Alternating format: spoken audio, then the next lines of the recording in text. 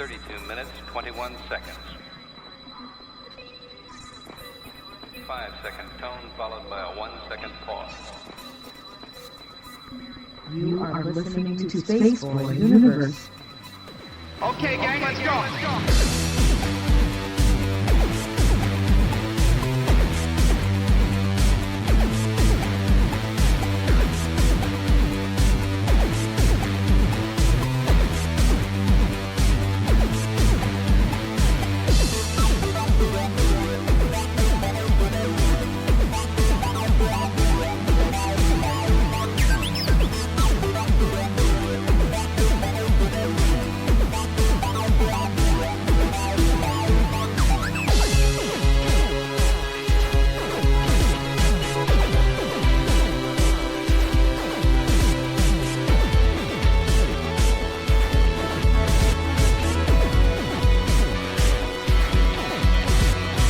From the space city called Houston, Texas, welcome to Spaceboy Universe, featuring Spaceboy and the lovely Surlana.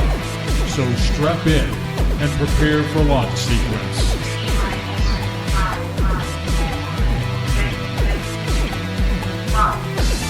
Greetings and salutations. I am Spaceboy. Oh, and I'm Surlana. And you need to be paying attention to the show because it's Spaceboy Universe time. It is November 19th, and tonight we'll be talking about U.S. Traitors in the show. As always, if you want to follow us, you can do that by going to Twitter at the SB Universe. Follow Surlana at Surlana and me, Spaceboy, at Spaceboy Music. But also, make sure to follow at the SB Network. That's SBU Network. Go ahead, Spaceboy. Sorry. Also remember to hashtag your tweets for the universe with hashtag SB Universe and hashtag Space Cadets. Hey, hang out with all the Space Cadets by going to spaceboyuniverse.com, click the dancing chat bubble in the player, and that will get you in with all the cool kids. Bob says you're running hot. And in addition to Spreaker and all that good stuff with Twitter, you can also find us on Facebook, SoundCloud, Tumblr, iTunes, YouTube, Stitcher, and TuneIn. Just search for Spaceboy Universe. Speaking of YouTube, Surlana, and tell me, Bob, does it sound better now? Karen says it sounds tin canny. Tin canny, okay, so we'll work on that as we go along. But let me finish this, and y'all just tell me how I sound. Speaking of YouTube, you can find more than the Spaceboy Universe of archive of shows. There is video content from Spaceboy Music, video interviews, 2-Bit Gamers, and so much more. And in addition to that, you can catch us on demand via Spreaker, SoundCloud, and iTunes. Because, man, do we love broadcasting. So how are you tonight, Surlana? I kind of forgot where I am and what I'm supposed to be doing. Yep, the old forgetfulness. Bob says it's getting better. It's getting better. It's always getting better, Bob, because you're tuned in the Spaceboy Universe. And, of course, we are on the SBUnetwork.com. Is our home network that covers a variety of new shows. So we'll have to update our theme there and get that out to everybody. So a little bit better, Bob, I hope. Yes, there's Kay, finally. Finally Thought got we were gonna have to, and Bev, I thought we were going to have to, call out a search party? Yeah, that or hire detectives. Once again, audience that are in the chat, how do we sound? Do I sound a little hot? You're saying I'm a little hot. Well, thank you, Bob. Here, I'll dial her back, throw some cold water on her. We were tweaking this earlier, about 2 hours ago. We were trying to tweak the sound and the volume and all that stuff. So maybe that's why it's a little strange or different. And he said there was some problems with my sound earlier on. And I'm like, well, I guess you're just going to have to fire me. Oh, we're not going to fire you. So once again, do we sound good? Do we sound well? Karen says I sound better. Okay, well that's good. But then that means I don't sound too well? I would agree with you. Bev, you're such a cat, you. Surlana, where our troublemakers are in the chat room. Good, but that should prove to be an interesting evening. Speaking of interesting evening, if you're a first-time caller tonight, our giveaway is a Funko Pop, and it's the Cylon Centurion from Battlestar Galactica. So that is the giveaway tonight. And of course, the last week one, or not the last week, the week before the last week was Doctor Strange, and he goes back into rotation. So at some point, some lucky caller will get him in the future. But tonight is the Cylon from Back to the Future. I'm already starting with the Gene Hackman syndrome already. The Battlestar Galactica Cylon. So those are really cool. You know that one of my childhood robot things, I really dug that as a kid watching Battlestar Galactica, the original one. So I guess you know what threw me off, why I started going Back to the Future, Solana, is that there was a video out there of Michael J. Fox and Dave Matthews Band. They did a cover of All Along the Watchtower. I stopped listening to you and you said Dave Matthews Band. I know you're not a big fan of Dave Matthews No, Band. or Coldplay or anybody like that. Well, I'm not much of a big Dave Matthews Band fan, but it was cool to see Michael J. Fox jamming on a guitar, and he can play. He can play, and obviously, he did pretty well. I mean, in the video, if those who have been living under a rock don't know, Michael J. Fox suffers from Parkinson's disease, and but still he's still rocking it out there, and so it was kind of cool to see that angle on that end. So good for him. So I know you want to discuss about yesterday. Yeah, how was your birthday yesterday? I know, it's like I wouldn't know you were talking about this. I guess, it's like the old saying that I've brought up that after 25, I don't really care about birthdays, And Me neither. They only I care about getting stuff, but I don't care about celebrating or having anybody else care about it. Well, I don't know. I would have loved a big party and all that, but your ego would have, the ego part of me would have. But as far as is she someone calling already? Is I'm not seeing anything. Yeah. Okay. So the phone lines don't open up until a little bit later here. Likewise, if you're wondering about who won the Alien book, you're just going to have to stick around. Yes. Just stick around until later. So let me finish my story. So the day before, or when was it? I didn't really say anything about my birthday being Friday. And I should have just known. And, you were like, oh, that's right, it is tomorrow, or something like that. It's Thursday night. Yeah, so, that's right, we were doing Spaceboy music. Spaceboy music. Speaking of Spaceboy music, you can listen to Spaceboy music every Thursday night at 8 p.m. Central Standard Time. Oh. And you can also not hear Surlana pound her mic and then blow your eardrums out if you're listening to headphones. I don't do good with microphones. I shouldn't be here. So anyway, it was good. We went to Chili's.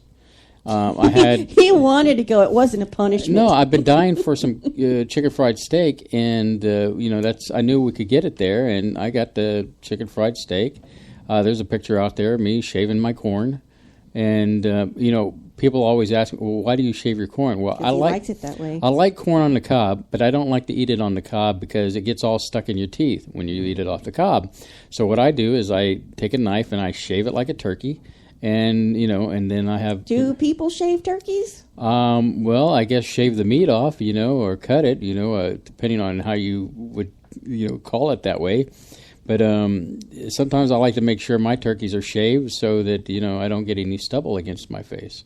So anyway, but it was a good birthday, and it was basic, and I got what I wanted as far as dinner was concerned. And yeah, but if that's what you want, I got it for you. Yeah, so and I got you while we were in here doing Spaceboy music on Thursday night. I'm like, oh crap, it's his birthday tomorrow, and I quickly brought up Amazon and I tap, and I say, okay, I'll get him this, and this.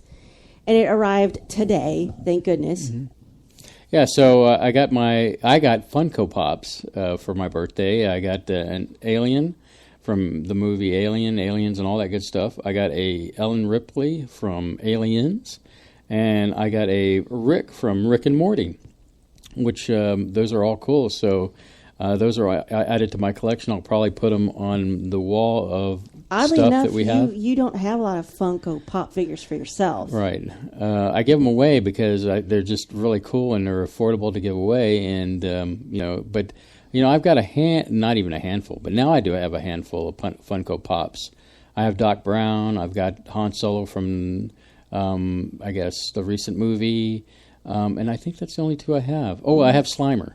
And I have Doctor Who, the Fourth Doctor, which is the Tom Baker one. Mm-hmm. So those are kind of my collection. Now I've got those others to add to my collection onto the wall. So, yeah, for those who wished me a happy birthday, and you know who you are. And I guess the ones that didn't are dead to you? Or They're not on the S list. But yeah, it was nice to hear from those who make did. it sound so sinister and ominous. Well, you know me. Dun, dun, dun. So, but anyway, so we moved from birthday, and I want to just bring up the NES thing that is I think the thing you really wanted. Well, the thing is that I don't think you would have got it because they sold out. They didn't make enough of these things, and I guess they underestimated the demand that they would be on these things. So, I mean, even when you go to Amazon, it's out of stock, and you have to pre-order. And I heard Walmart was like, parceling them out every hour. They would put one out and then go from there. So, it is what it is. So at some point I will get this thing, and we'll be making some more 2-bit gamers, which, we neglected, but it's going to be all good there. And at some point we will own one. Oh, you will own one. I don't. I feel fairly indifferent about it. We'll play together. So he always says that, but it never happens. Well, we're always so busy, aren't we? True. We're always busy. I mean, speaking of busy, where were we this last weekend? Oh yeah, we were at Maker Faire, Houston Mini Maker Faire. That is at the George R. Brown. We did our first live broadcast at the George R. Brown. Boy, did we learn a lot! Celebrating the Houston Mini Maker Faire, and we did a 2-day event, which was really exciting. We had a lot of fun. Videos are still forthcoming because, like I said, man, we've been busy. Just one thing after another. I had to do a lot of heavier research for this show. That took up most of my free time. Mm-hmm. And so, yeah, I enjoyed myself. We met a lot of interesting people there, interviews. Oh, yeah. And got invited back. Oh, yes. Did we ever? So we will be back at the Houston Mini Maker Faire next year, but we've also been invited to come hang out with them at Comic Palooza next year. And I'm excited to go back to Comic Palooza. I don't know about you, but I had a good time there. But this time around, I'm sure we're going to do 2 days. And what would be interesting is if indeed we're going to be with the Houston Mini Maker Faire, tentatively, we'll be like situated Possible he might forget. We'll be situated on ground floor, so we'll be able to. You know how we got tired out walking that whole George R. Brown thing. Goodness. But we will be in a centralized location, so we can go out and come back, go out, and so that'll be cool too. So I'm looking forward to that. Anything that struck you there while we were there that you want to add to that? Well, you talked about my favorite thing in the whole world that I saw there, which was I thought that art car, the singing fish lobster art car, was going to be it for me. Then the guy goes and fires up this device where he's taken the bottom half of a Segway, and on the top half, where instead of like where you hold on, that's been chopped off, and he's mounted more singing fish and lobsters, and he remote controls it while it sings. Yeah, it's like a mini version of the car, but it's on a Segway, and I thought that was a lot of fun and to watch. That's my new favorite thing in the whole world. And let me tell you, the first day she recorded that, and I periodically I would hear that thing, in the house, and she was replaying it over and over again, and so apparently she really enjoyed, playing it and hearing it. It was just insane because you're there, you're sitting there doing things. Next thing you know, here comes this thing with singing fish on it up behind you. It's just hysterical. Yeah, so it's obviously you found a little something there that you really enjoyed, and the puzzle people that how do you pronounce it? Puzzleometry. There you go. That puzzle was really interesting. At some point, I'd like to get one just to try it out on my own. And so I had a lot of fun with interviewing him, Jim, and Jim Fox. Yeah, Jim Fox. And of course, there was others that we interviewed. And of course, at some point, Surlana will have videos posted up to the YouTube channel, and you can check out some of the interviews we did. And in the meantime, you can listen to both of our broadcasts already archived and on demand here on Spreaker or SoundCloud or YouTube or iTunes probably by now.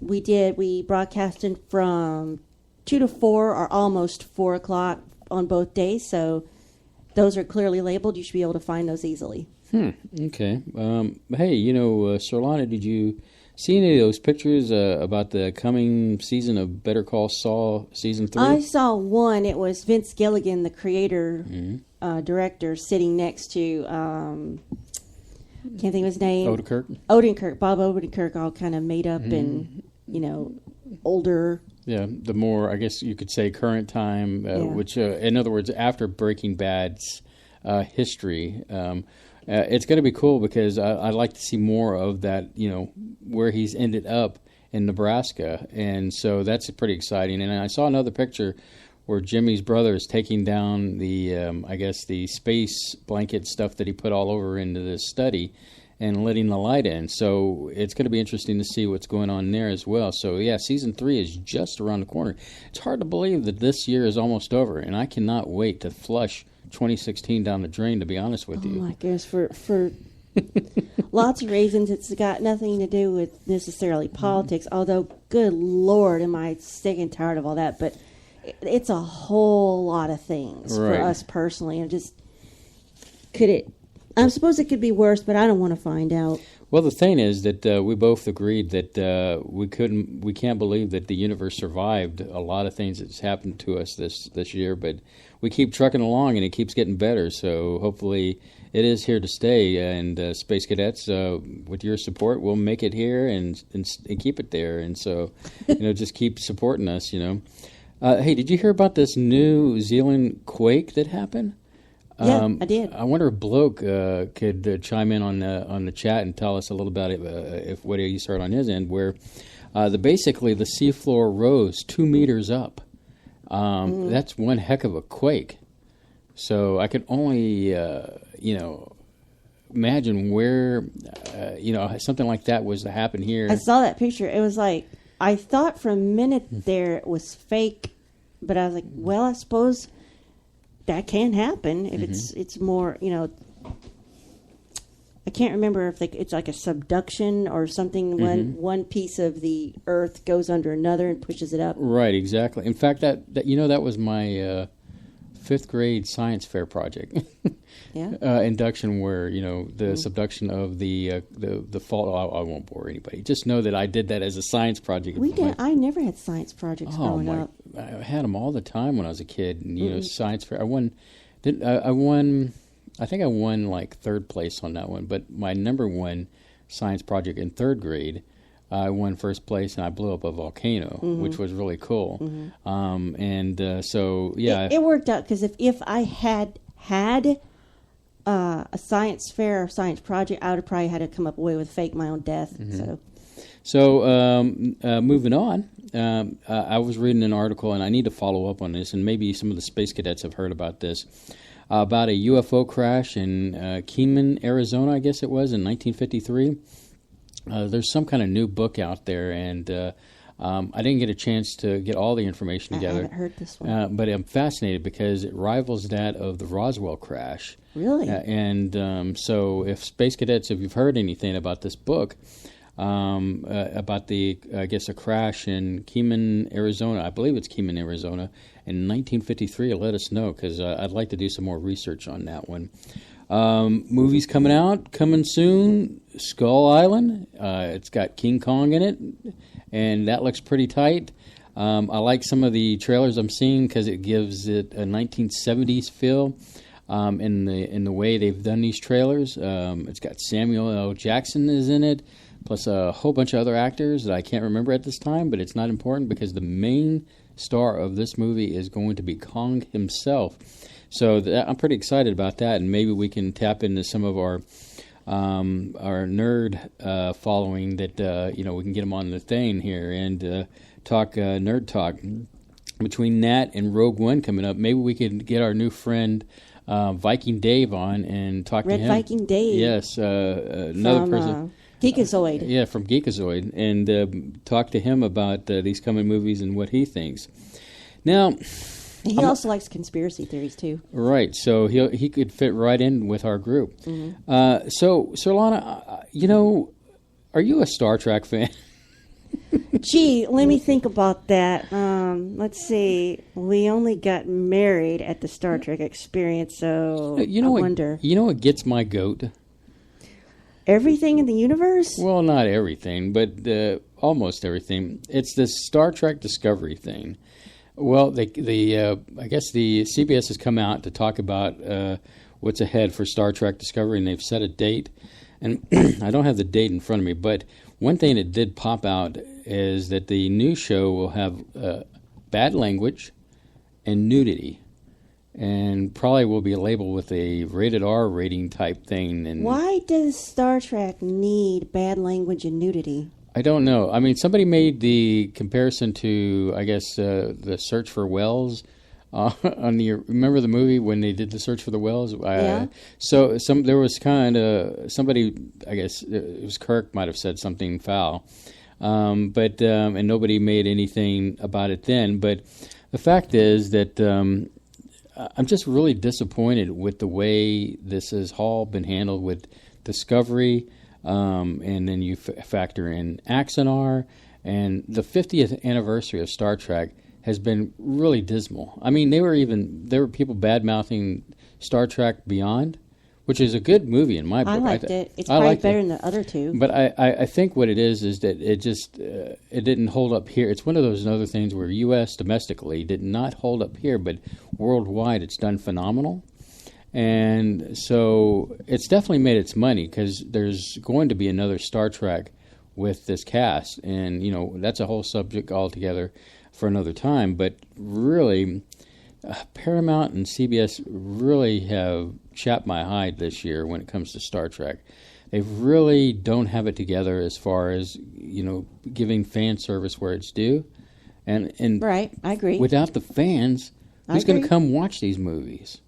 It's like they don't care about us. They just want money. I mean, that's exactly it. It's a money grab. In fact, somebody compared the Star Trek Discovery thing with the language and the nudity. It's a money grab to try to attract an audience in there. And instead of having good old writing on a story, instead they want to make it the shock value come in and to try to bring in audience. I'm not going to watch that then. Well, I'm not going to watch it either, but it chaps my hide, just like the Stargate franchise. You read an article briefly before the show talking about... They apparently, the guys who created the original Stargate movie, who have never had anything to do with a TV show, and they said they don't ever want anything to do with a TV show. Apparently, they didn't like it. They didn't like them taking all the rights and all that junk. Mm-hmm. Well, the original people involved in the movie were going to have another one, and it was going to be part of a trilogy. Well, that's all dead in the water. It's not going to happen.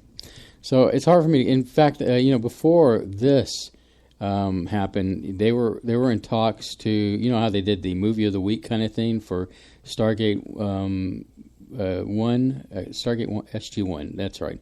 SG-1 in Atlantis was going to have a movie of the week, just like they did previously for a couple of their movies. Well, those got flushed down the commode, and so it's kind of like another disappointment because I was really kind of looking forward to seeing a retake of the Stargate. Get some kind of Stargate Me too. action. I think that would be, because today's technology we've got now, it's even better than it was. Was that the 90s when that came out? Something I think it was about the 90s. Mm-hmm. It's a shame that that's another good show that, ruined for whatever reasons. And take the TV show out of the equation. The movies were great. But the TV show really kind of made it its own. I liked the TV show. I did too. It had some very good moments. In fact, when you moved to Texas, you were talking about how you used to watch SG-1. I started getting into it about 2004, 2005 when I moved here and had my own apartment. And I only knew my friend Leanne and my dad, and I think I just started getting to know you. I'm like, why does everybody want to call me at 5 o'clock when that's when it comes on the Sci-Fi Channel? I'm trying to watch a program. That is funny. But I got over it. So, yeah, great science fiction stuff out there. And man, I have every right to complain about Star Trek. Yeah. Because on the flip side, Star Wars really has it together.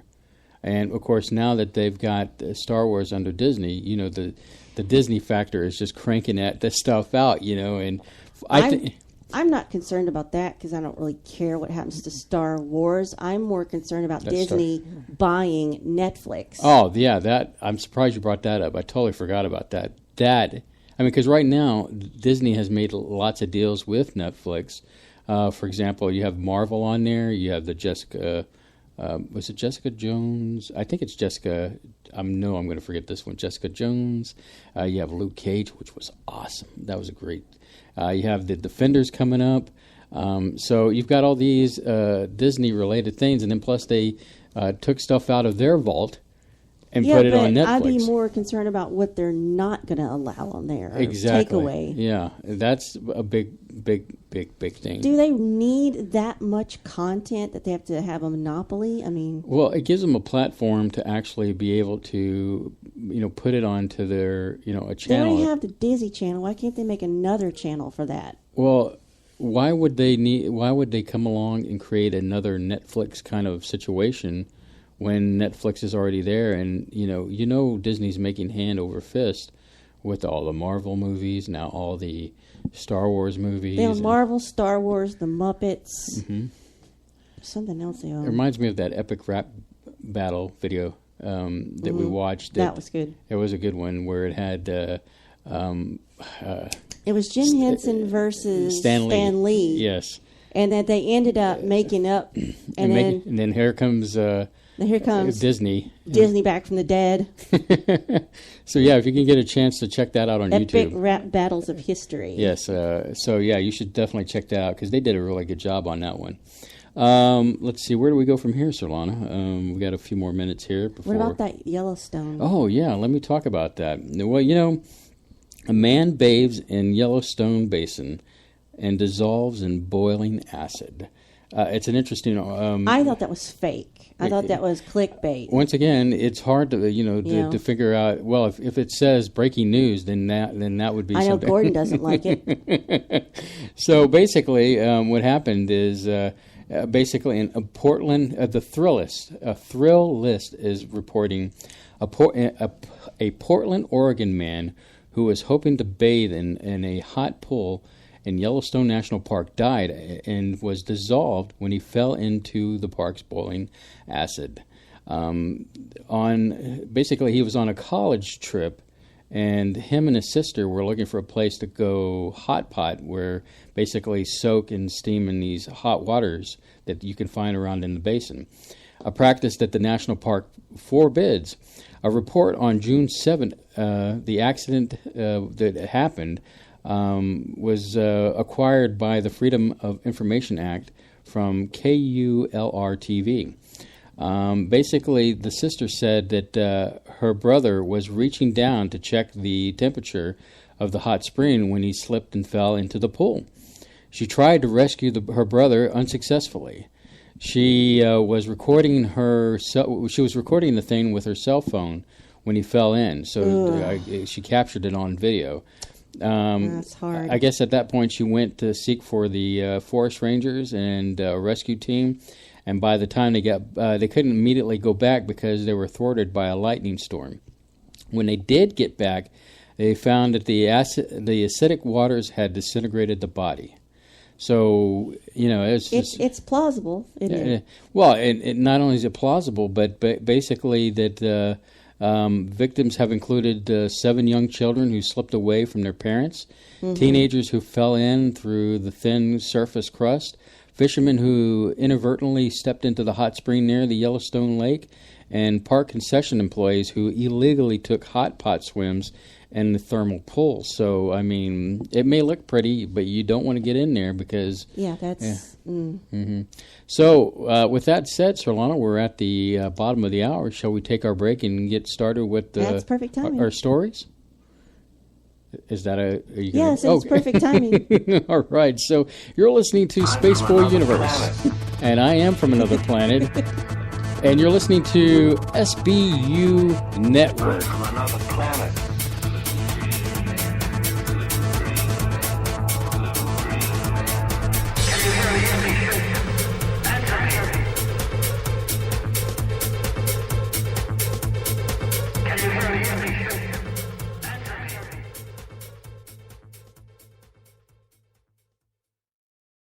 Mark your calendars. The Houston Mini Maker Faire will be at the George R. Brown Convention Center for a 2-day event on November 12th and 13th. Come join them and be a part of their growth story as they boost invention and creativity through the greater Houston area by developing a world-class exhibition. Stay tuned to the official Houston Mini Maker Faire website at www.houstonmakerfair.com to hear more insights about content, schedule, tickets, and maker exhibitor registration.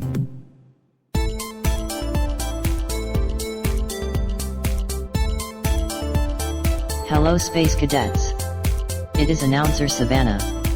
I want to tell you that as a dedicated member of the SBU team, you always want to look your best. Do it in a Spaceboy Universe t-shirt. Get yours at spaceboyuniverse.com by clicking the banner on the website.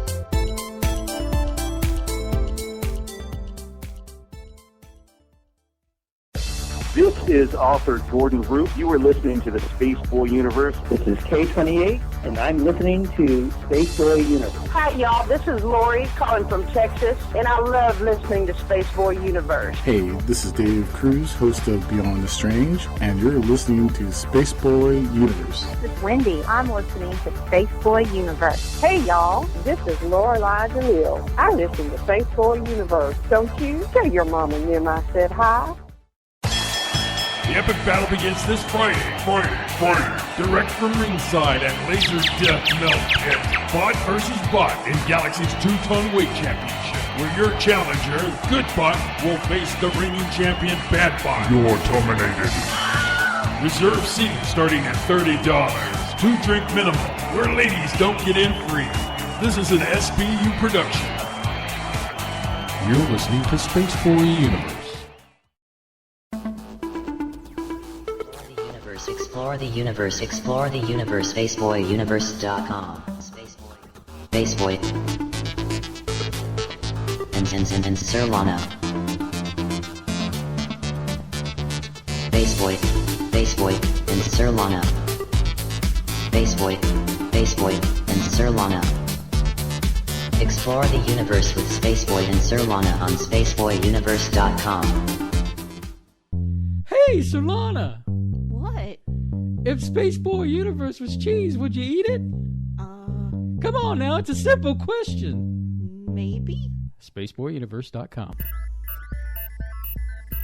Techno, dance, atmospheric moods? Yes, my friends. My latest release, Digital, has something for everyone. Even makes a great gift for Grandma. Buy your digital download at SpaceboyMusic.com.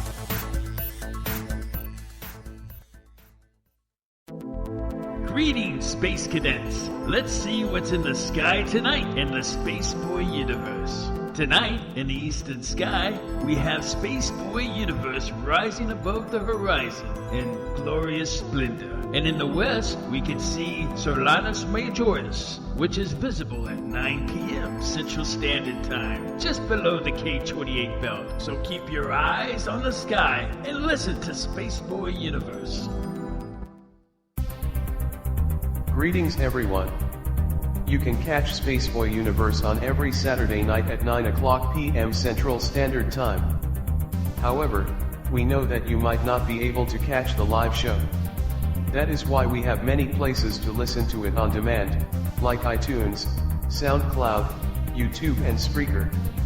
So take the universe with you wherever you go.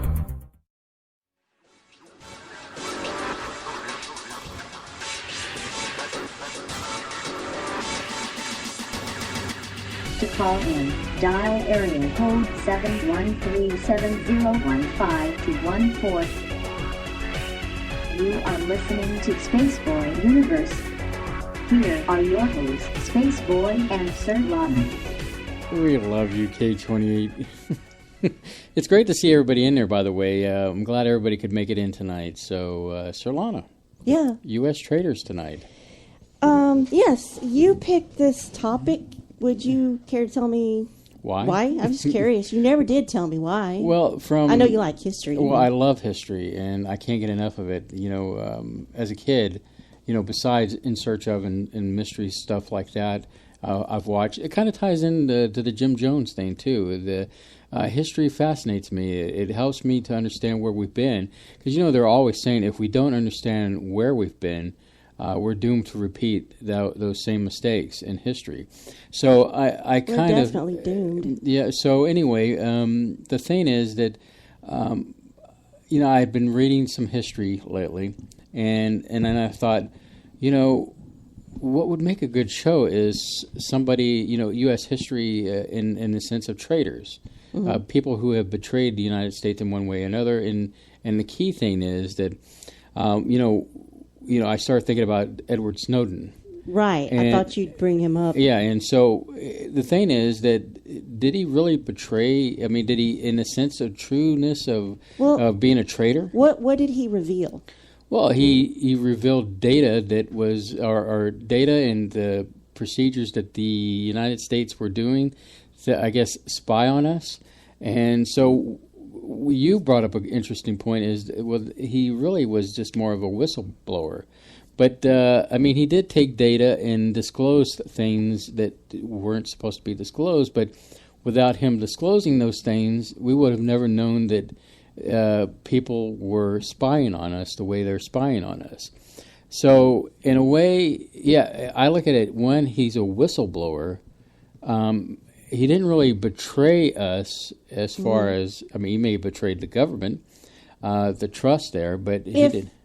You're exposing corrupt practices or illegal practices, or a company or government says these are our laws, our rules, our policies, and then they go and contradict it, or they break your trust in them, you're a whistleblower, not a traitor. Mm-hmm. So I agree with there. So I don't know if he doesn't fit the classic thing. Yeah. In fact, let me just put Webster's dictionary describes a traitor as a person who betrays another, a cause, or any trust.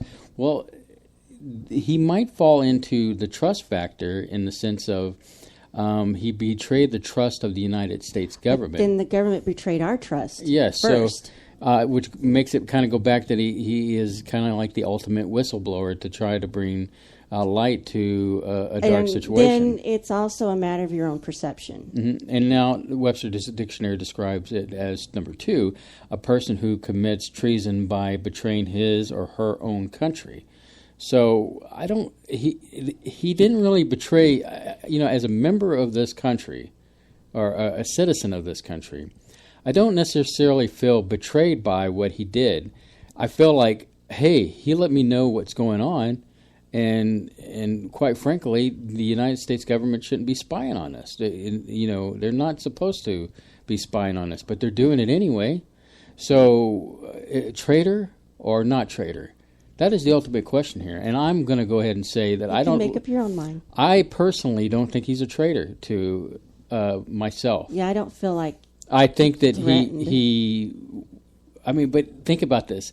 As a whistleblower in that situation, do you honestly think that he could have blown the whistle and gone to somebody in the government and have it legitimately brought to the public?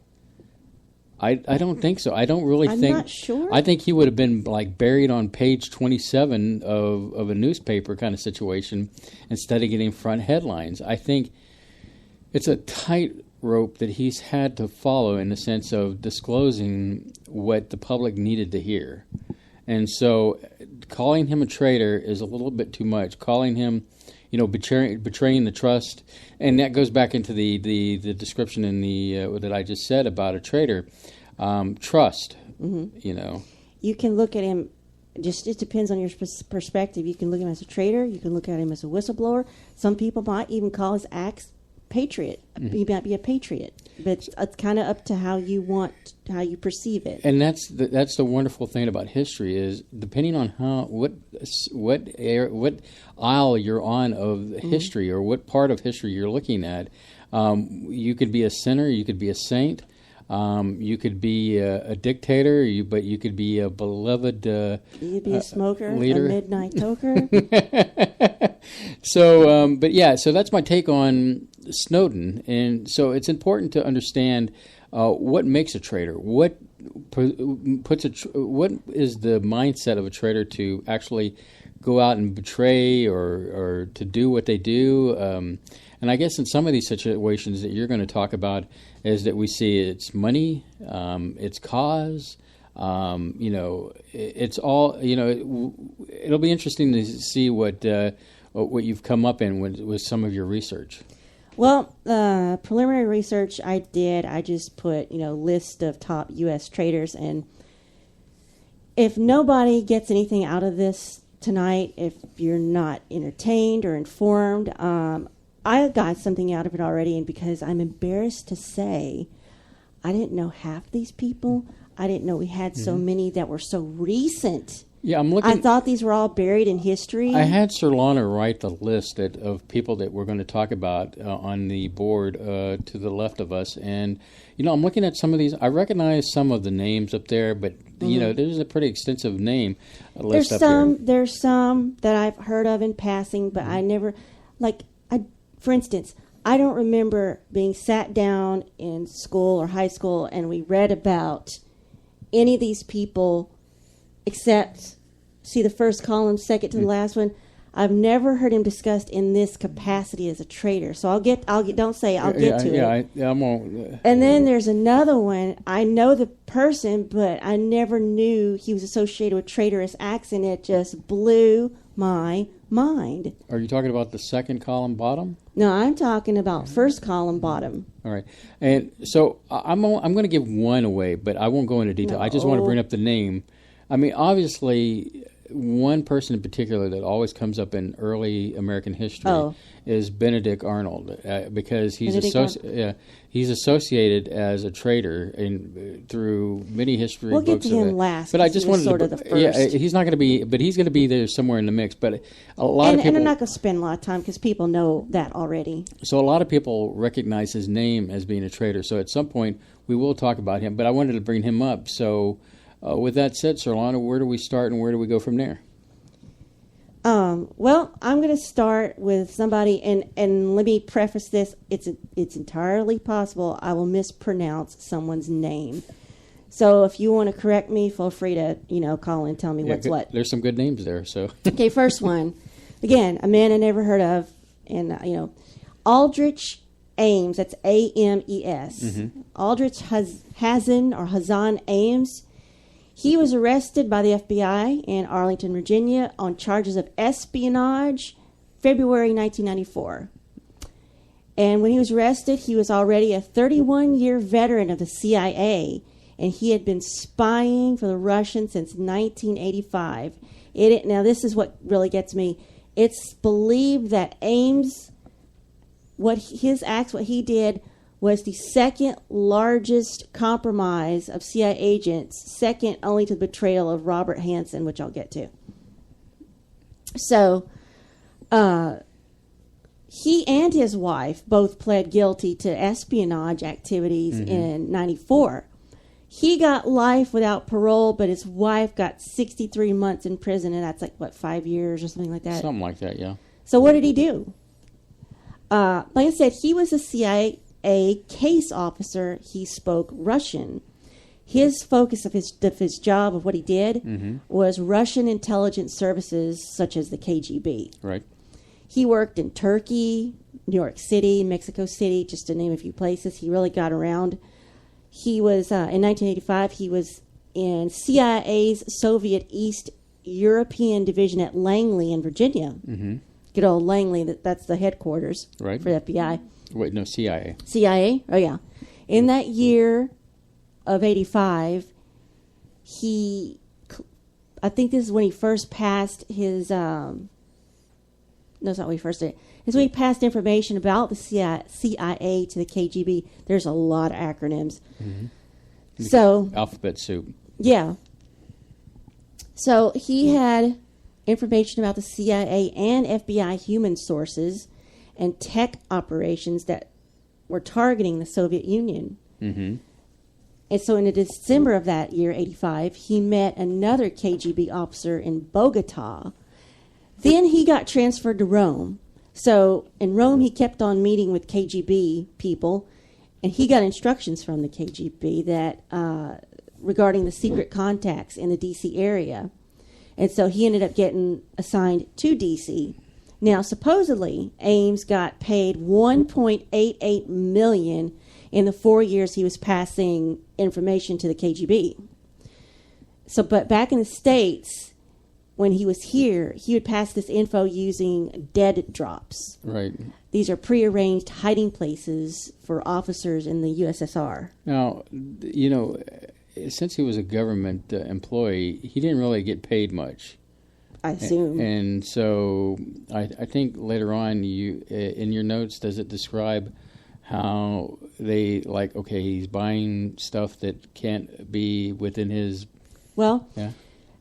So he passed the info using dead drops, and he was. These are for the officers that were in the USSR U.S. Embassy area in D.C. Okay, now there's a site that says, in the meantime, the CIA and FBI learned that Russian officials had been recruited, that they had recruited, were being arrested and executed, so they knew that there was a leak.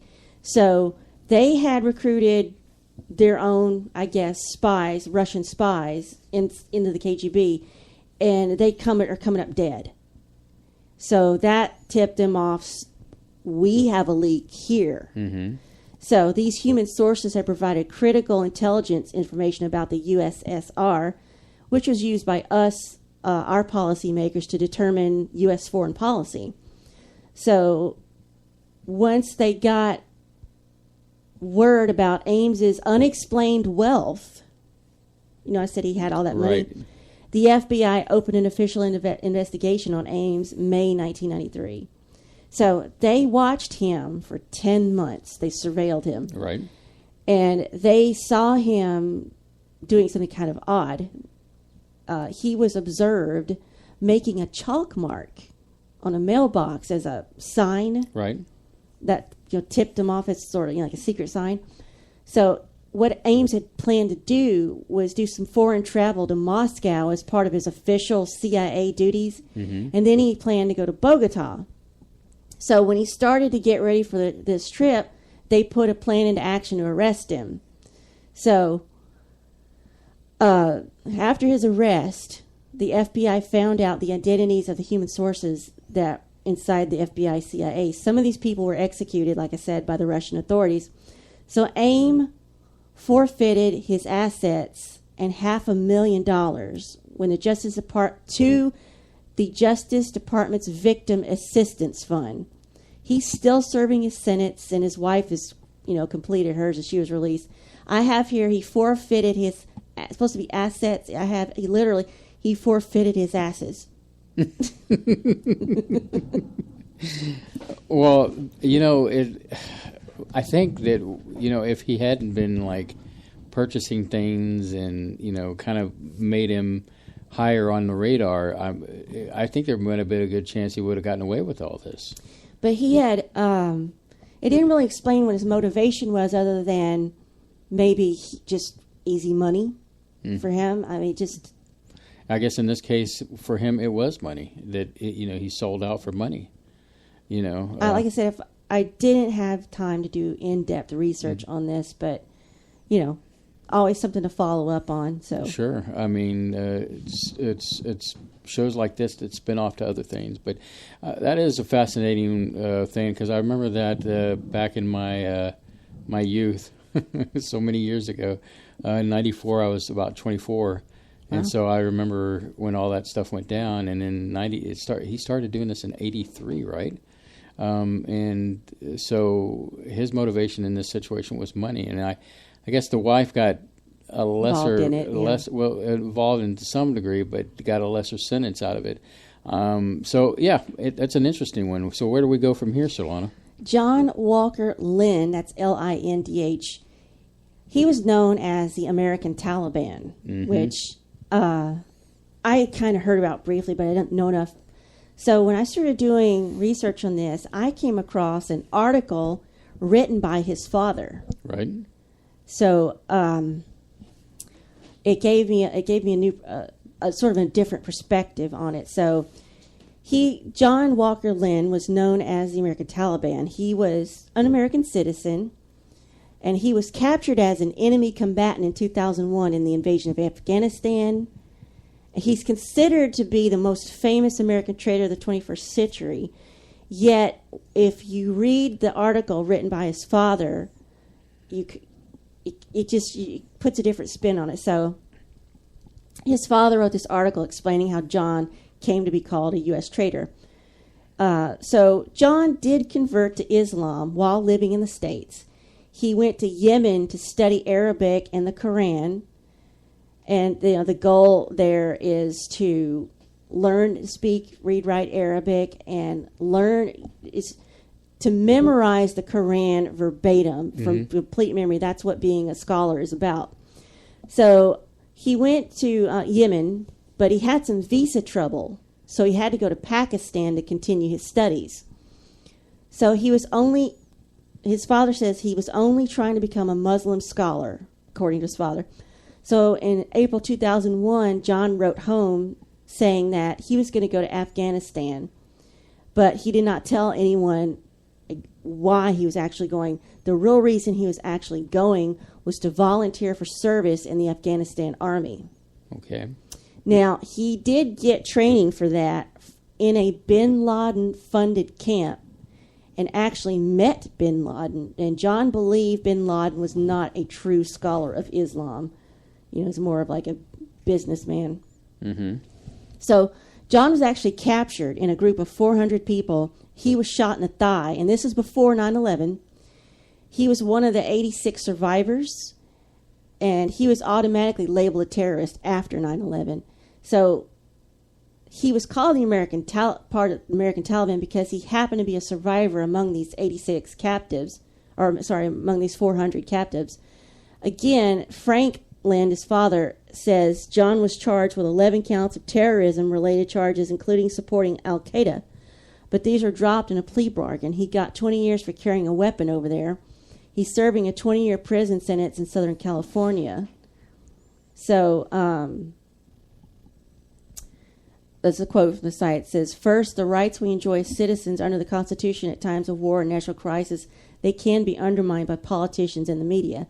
But there's a lot more in that article. He talks about the conditions of the people that they took captive, and they put them in this basement, and they tried to drown all of them. They'd go down there and, beat them. And waterboarding, and just all kind of terrible things. So, Bloke from Oz is saying, does changing your religion mean you're a traitor? Is this... No. I wonder if this is a case of wrong place, wrong time. Not saying he's a traitor because he changed his religion.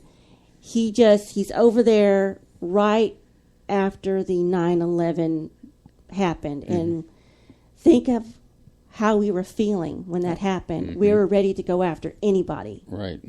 If you go back and you look at all that footage, it's just upsetting and chilling. In fact, I watched a really quick YouTube clip where on the last recent anniversary we had for 9/11, they filmed people in England watching the documentary who had not seen it before and didn't know all the ins and outs of it.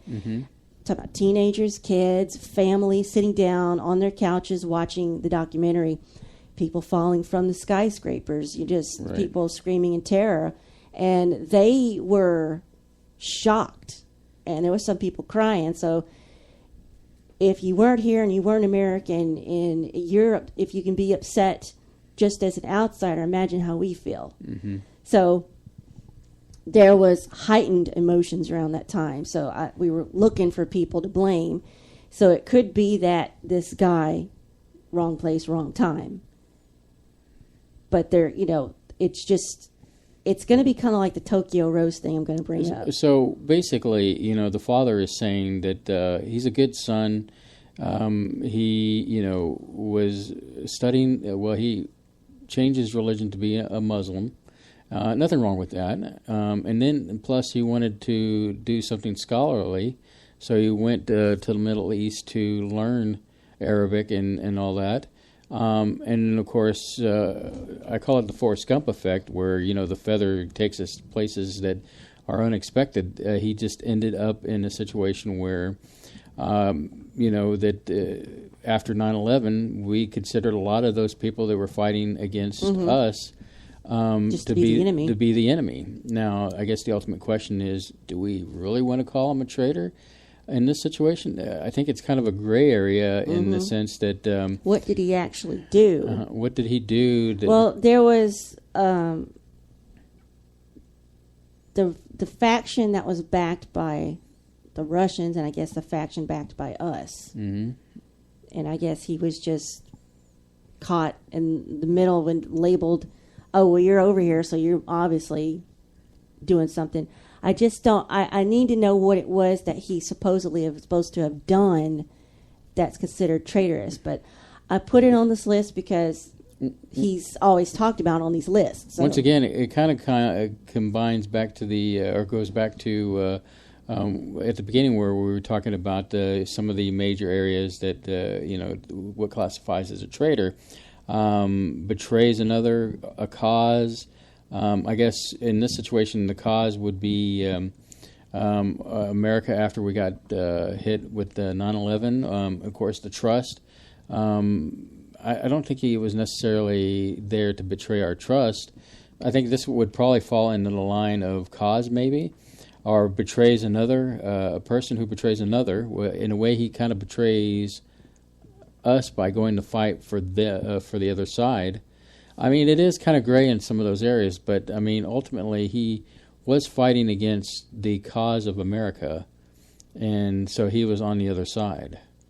Would you kind of maybe go with that, Surlana?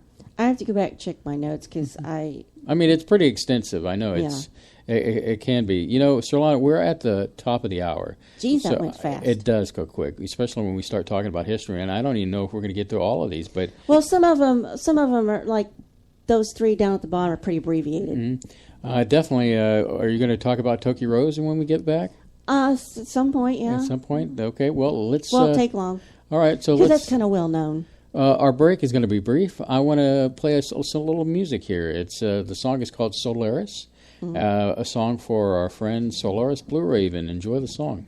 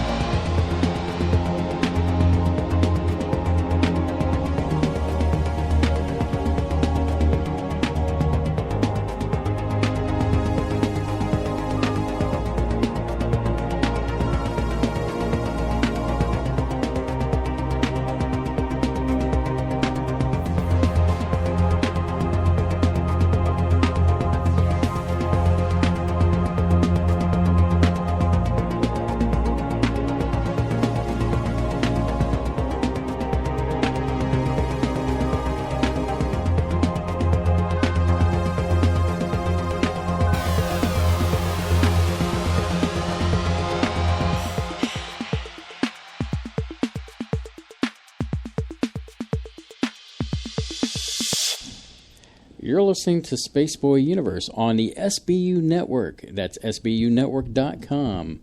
And we're going to take another quick emergency break here. Stand by, and we will be back after this.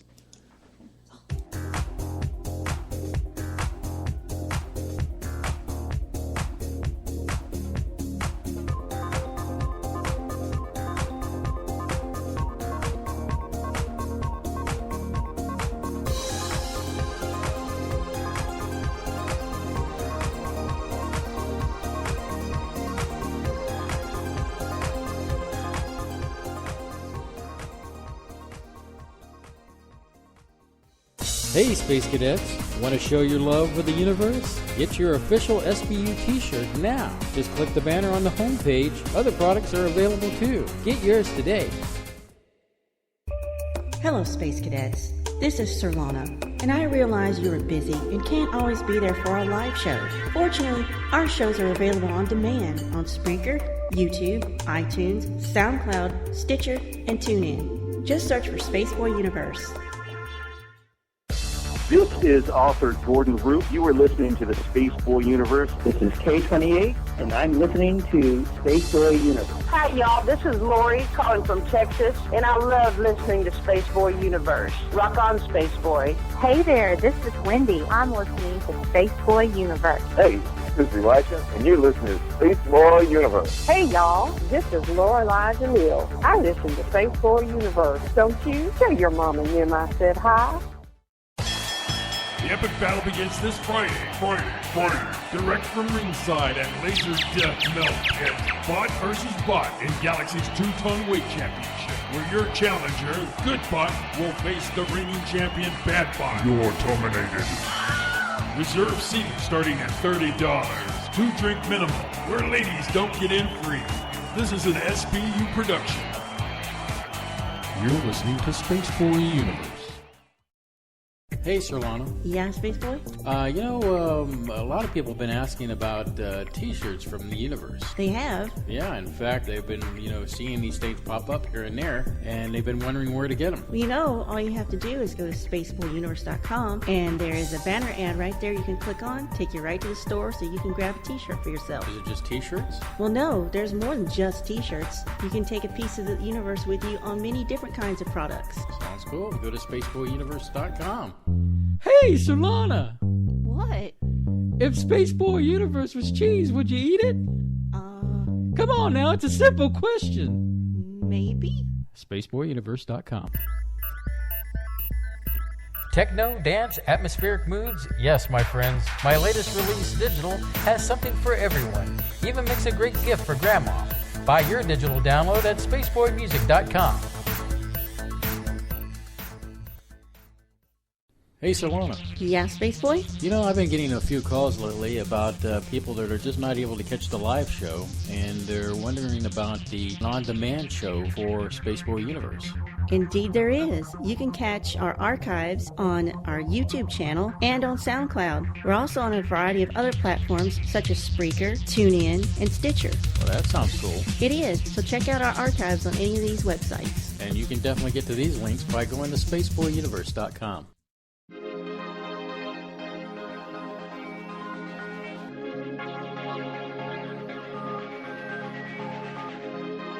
To call in, dial area code 713-701-5214. You are listening to Spaceboy Universe.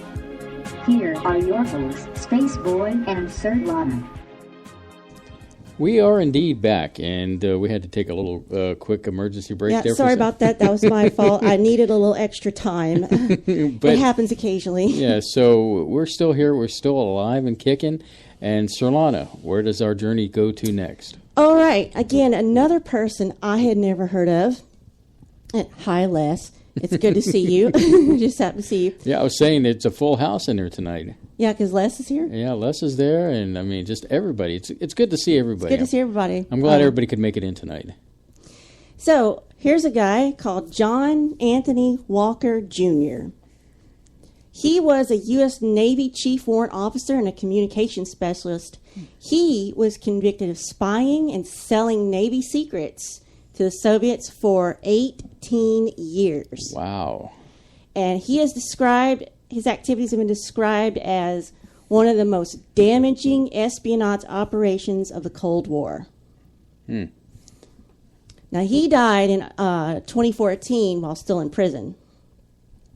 He would have become eligible for parole probably the next year. Wow, so he would be, I mean, he would have gotten out on parole, but Ames pretty much got the bad end of the stick on that one, huh? Yeah, Walker, pretty much, he did about as much damage as Ames. So yeah, and still, So between 1967 and 1985, he passed classified documents, Navy code books, reports on movements of U.S. submarines, all to agents of the Soviet Union.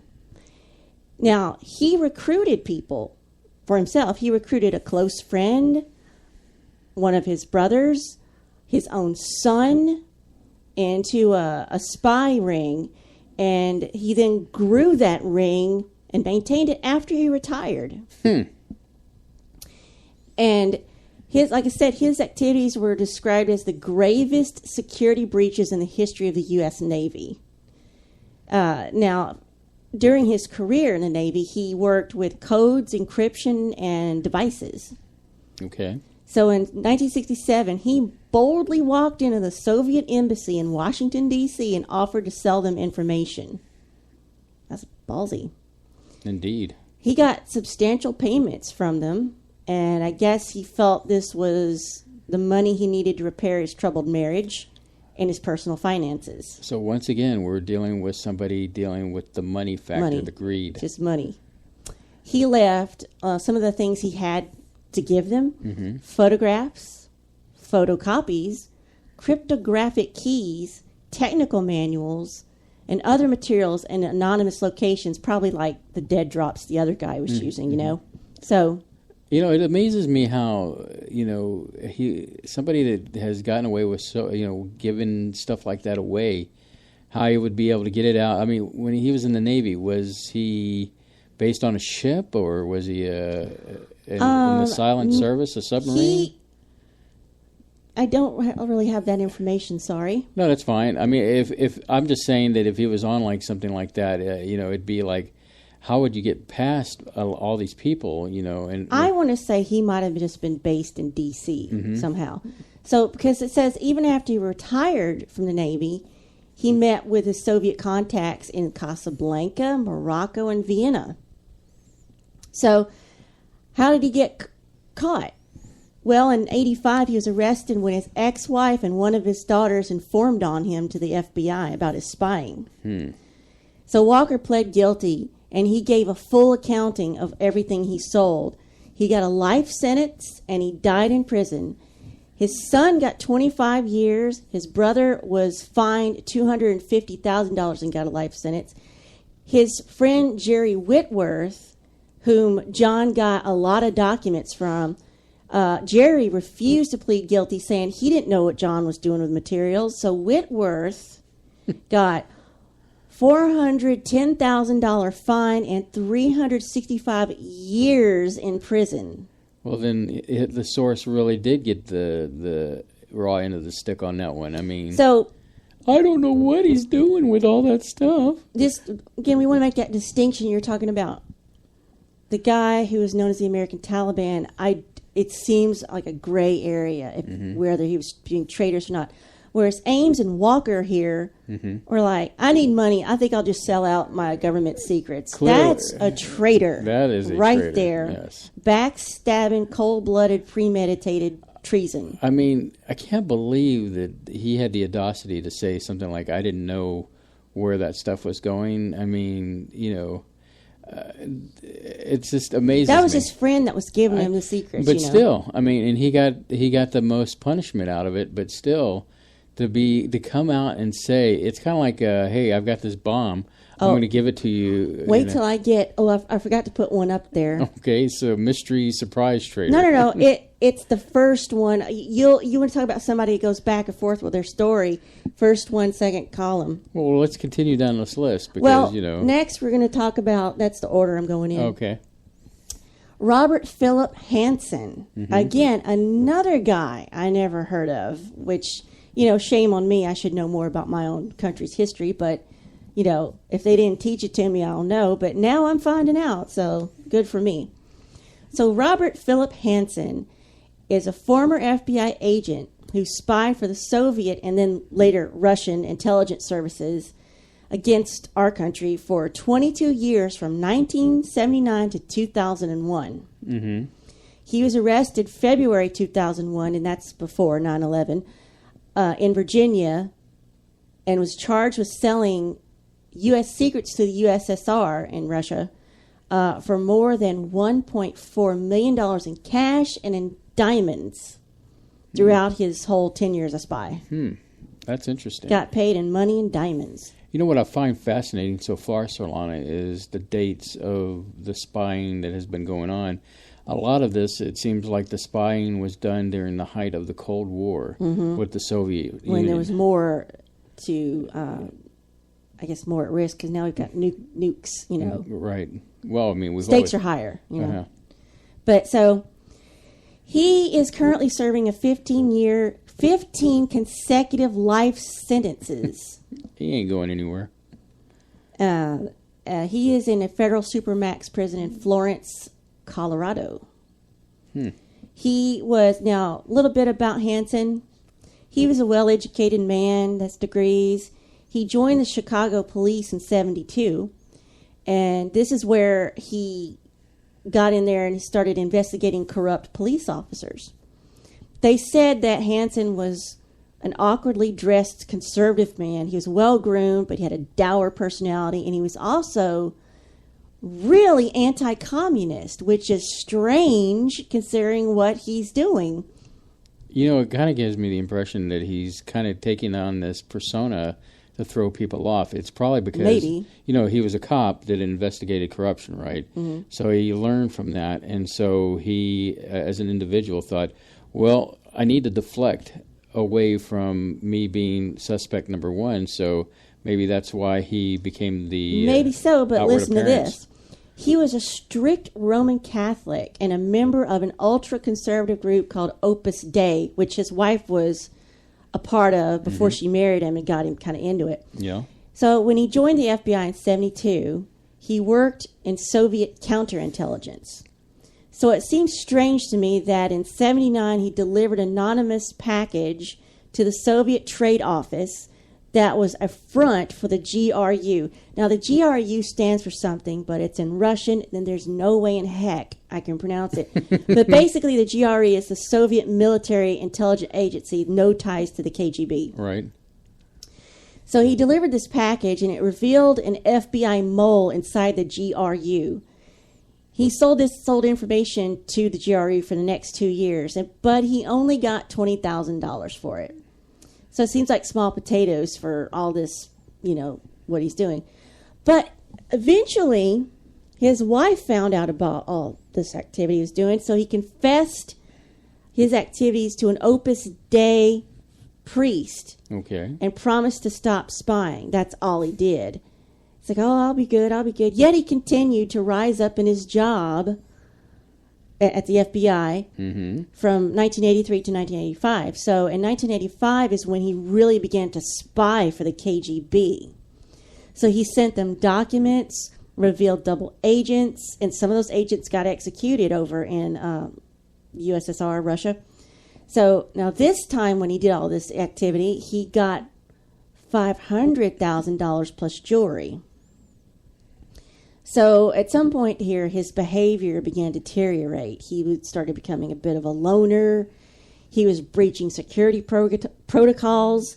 He was running off to foreign places with a stripper, spending large sums of money. He seems like he's starting to lose his mind, He stopped selling secrets in 1991. But by this, the reason probably is because by 91, the Soviet Union had collapsed, and the FBI was hunting for spies in the ranks, so I guess he was tipped off. He moved up again in his job in 1992 as chief of the National Security Threat List Unit. Never heard of it.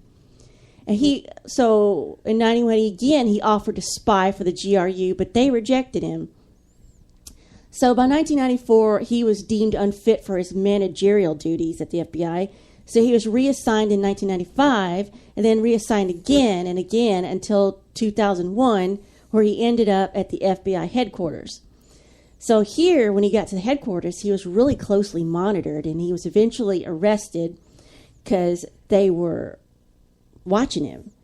And while they were watching him, they saw him take a garbage bag with secret info in it to a prearranged dead drop. Mm-hmm. So they caught him.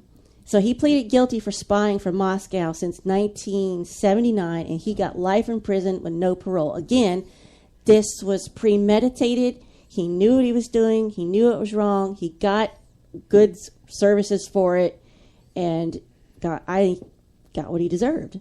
Mm-hmm. So, clear case. Another money situation.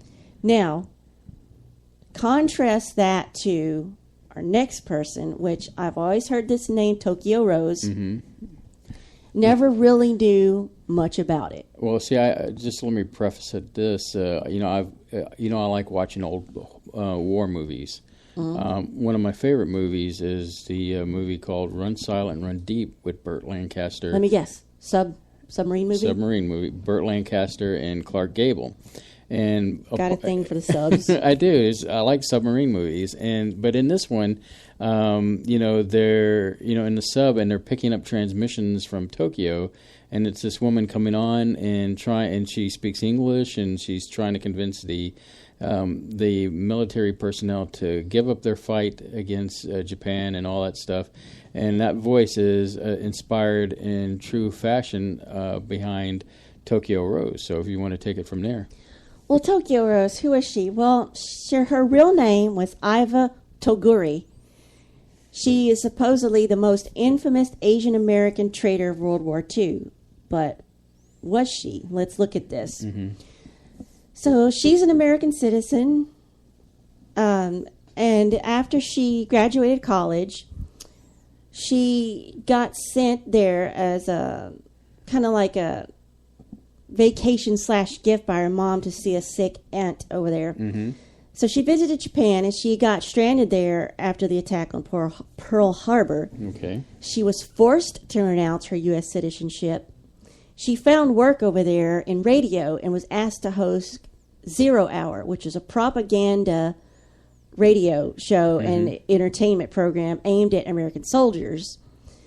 So it was after the war she was returned to the U.S. and convicted of treason, serving 6 years in prison. Sorry, I don't know why I can't talk all of a sudden.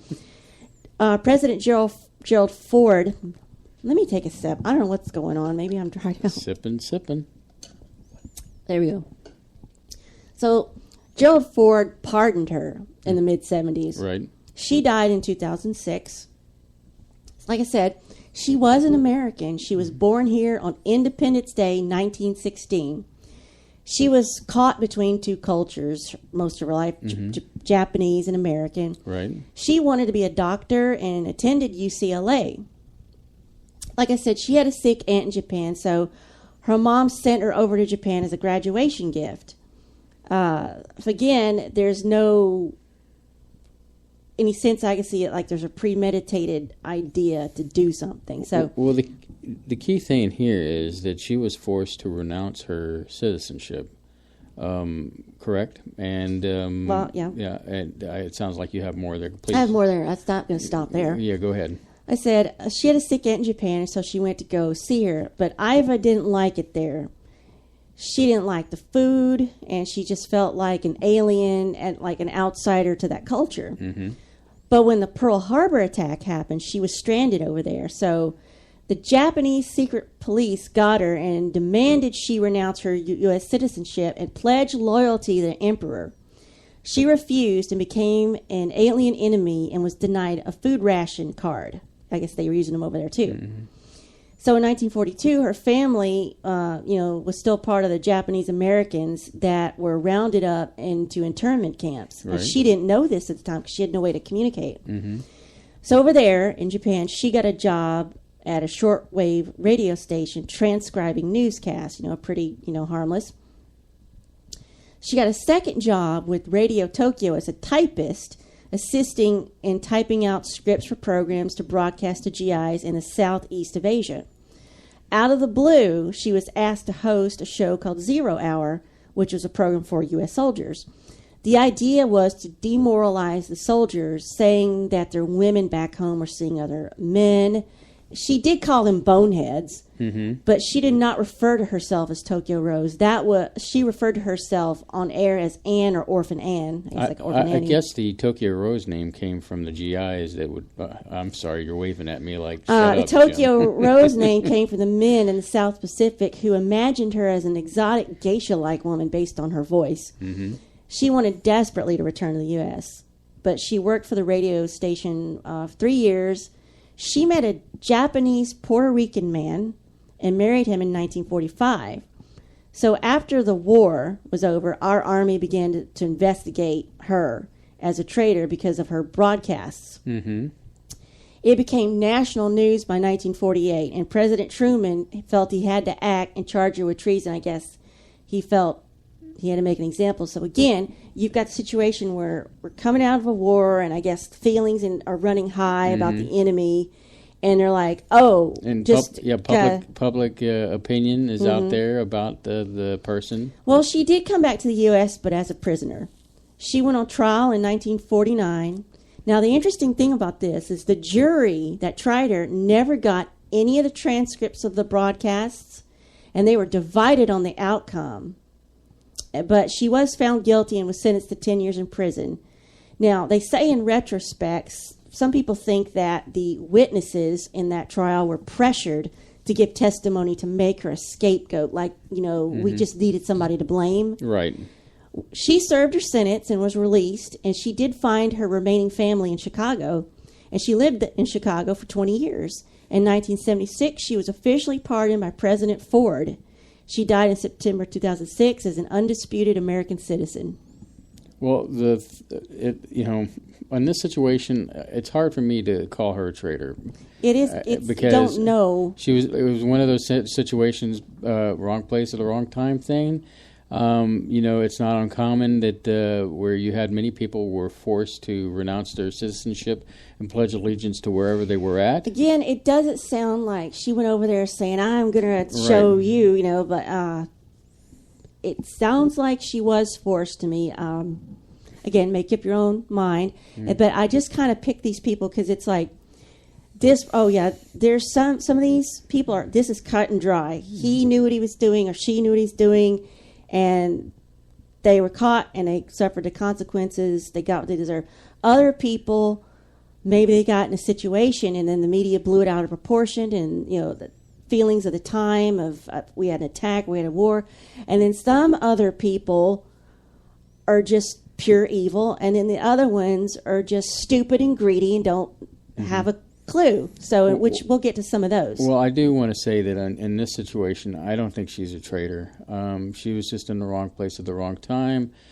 She did what she had to do, and to survive. And then when she got back to America, she was made a scapegoat. And so, but I would love to see a movie about her. I don't think anybody's done a movie about her, and I think it would be a great story to watch and just kind of look at her life as she lived it. Bob has tweeted at you the DVD cover of Run Silent, Run Deep. Now, Bob, I don't know if have you seen that movie? Because it is a great movie. Come on, man, back me up on this. It's a great movie. And in fact, just thinking about it, I just want to watch it again. And maybe I'll watch it with you sometime. Yeah, it's a good movie. And I've not seen it. It's got Don Rickles in it. Well, yeah. And which is. Let me guess. He was only 65 at the time. He looked old in that movie. He always looked old. But Don Rickles was in that movie. And Space Cadets, if you can check out a movie.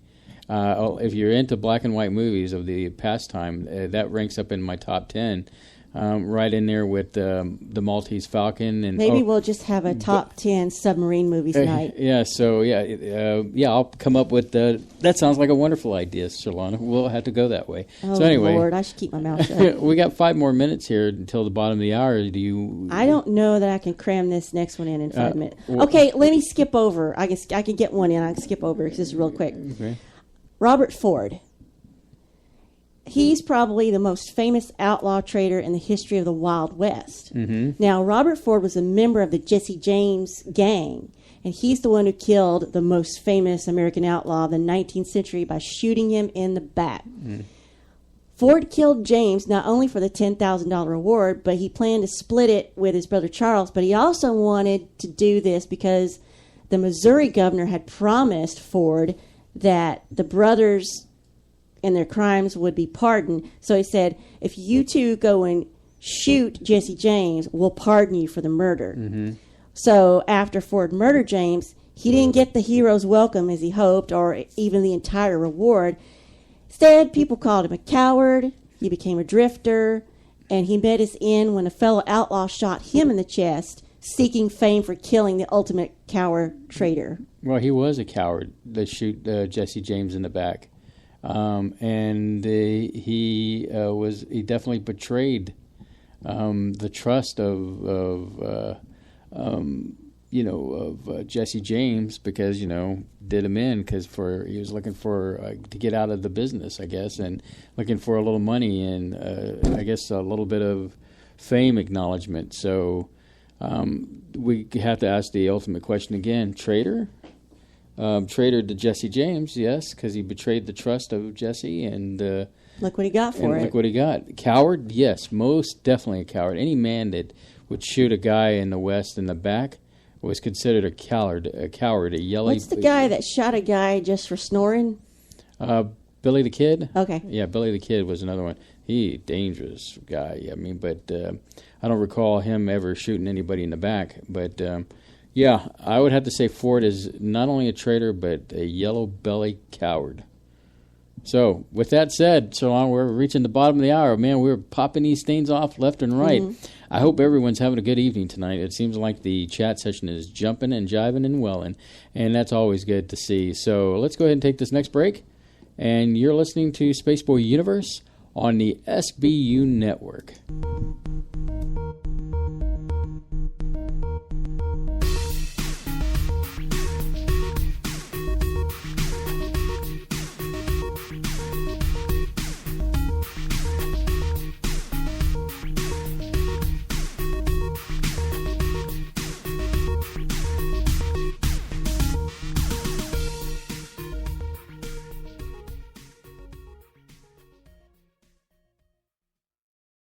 Hey, Space Cadets! Want to show your love for the universe? Get your official SBU t-shirt now. Just click the banner on the homepage. Other products are available too. Get yours today.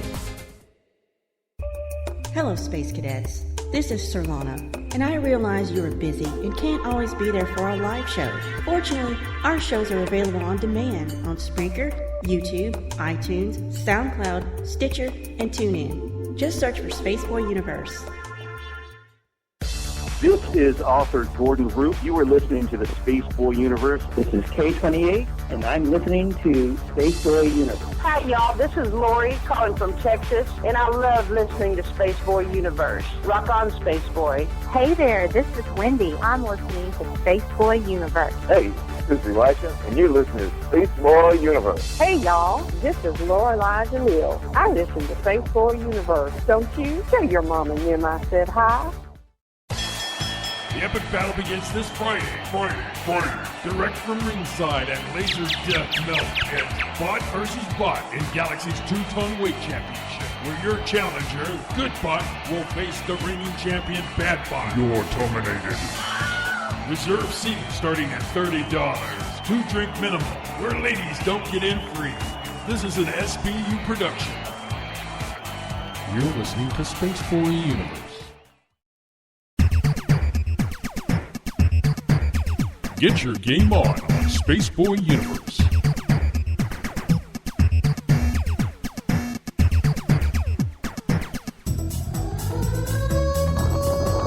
Level up with Spaceboy Universe.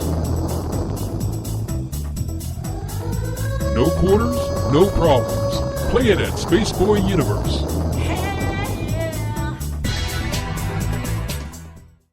Hey, Surlana. Yeah, Spaceboy? A lot of people have been asking about T-shirts from the universe. They have? Yeah, in fact, they've been, seeing these things pop up here and there, and they've been wondering where to get them. Well, all you have to do is go to spaceboyuniverse.com, and there is a banner ad right there you can click on, take you right to the store so you can grab a T-shirt for yourself. Is it just T-shirts? Well, no, there's more than just T-shirts. You can take a piece of the universe with you on many different kinds of products. Sounds cool. Go to spaceboyuniverse.com.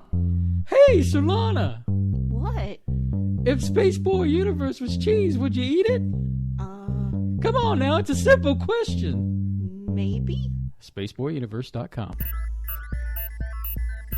Techno, dance, atmospheric moods? Yes, my friends. My latest release, Digital, has something for everyone. Even makes a great gift for Grandma. Buy your digital download at spaceboymusic.com.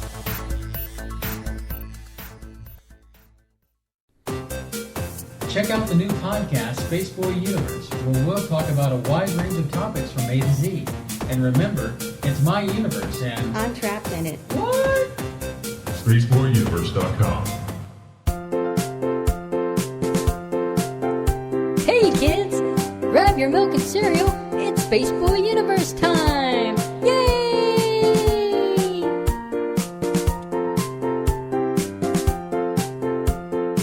Hey, Surlana. Yeah, Spaceboy? I've been getting a few calls lately about people that are just not able to catch the live show, and they're wondering about the on-demand show for Spaceboy Universe. Indeed there is. You can catch our archives on our YouTube channel and on SoundCloud. We're also on a variety of other platforms such as Spreaker, TuneIn, and Stitcher. Well, that sounds cool. It is. So check out our archives on any of these websites. And you can definitely get to these links by going to spaceboyuniverse.com.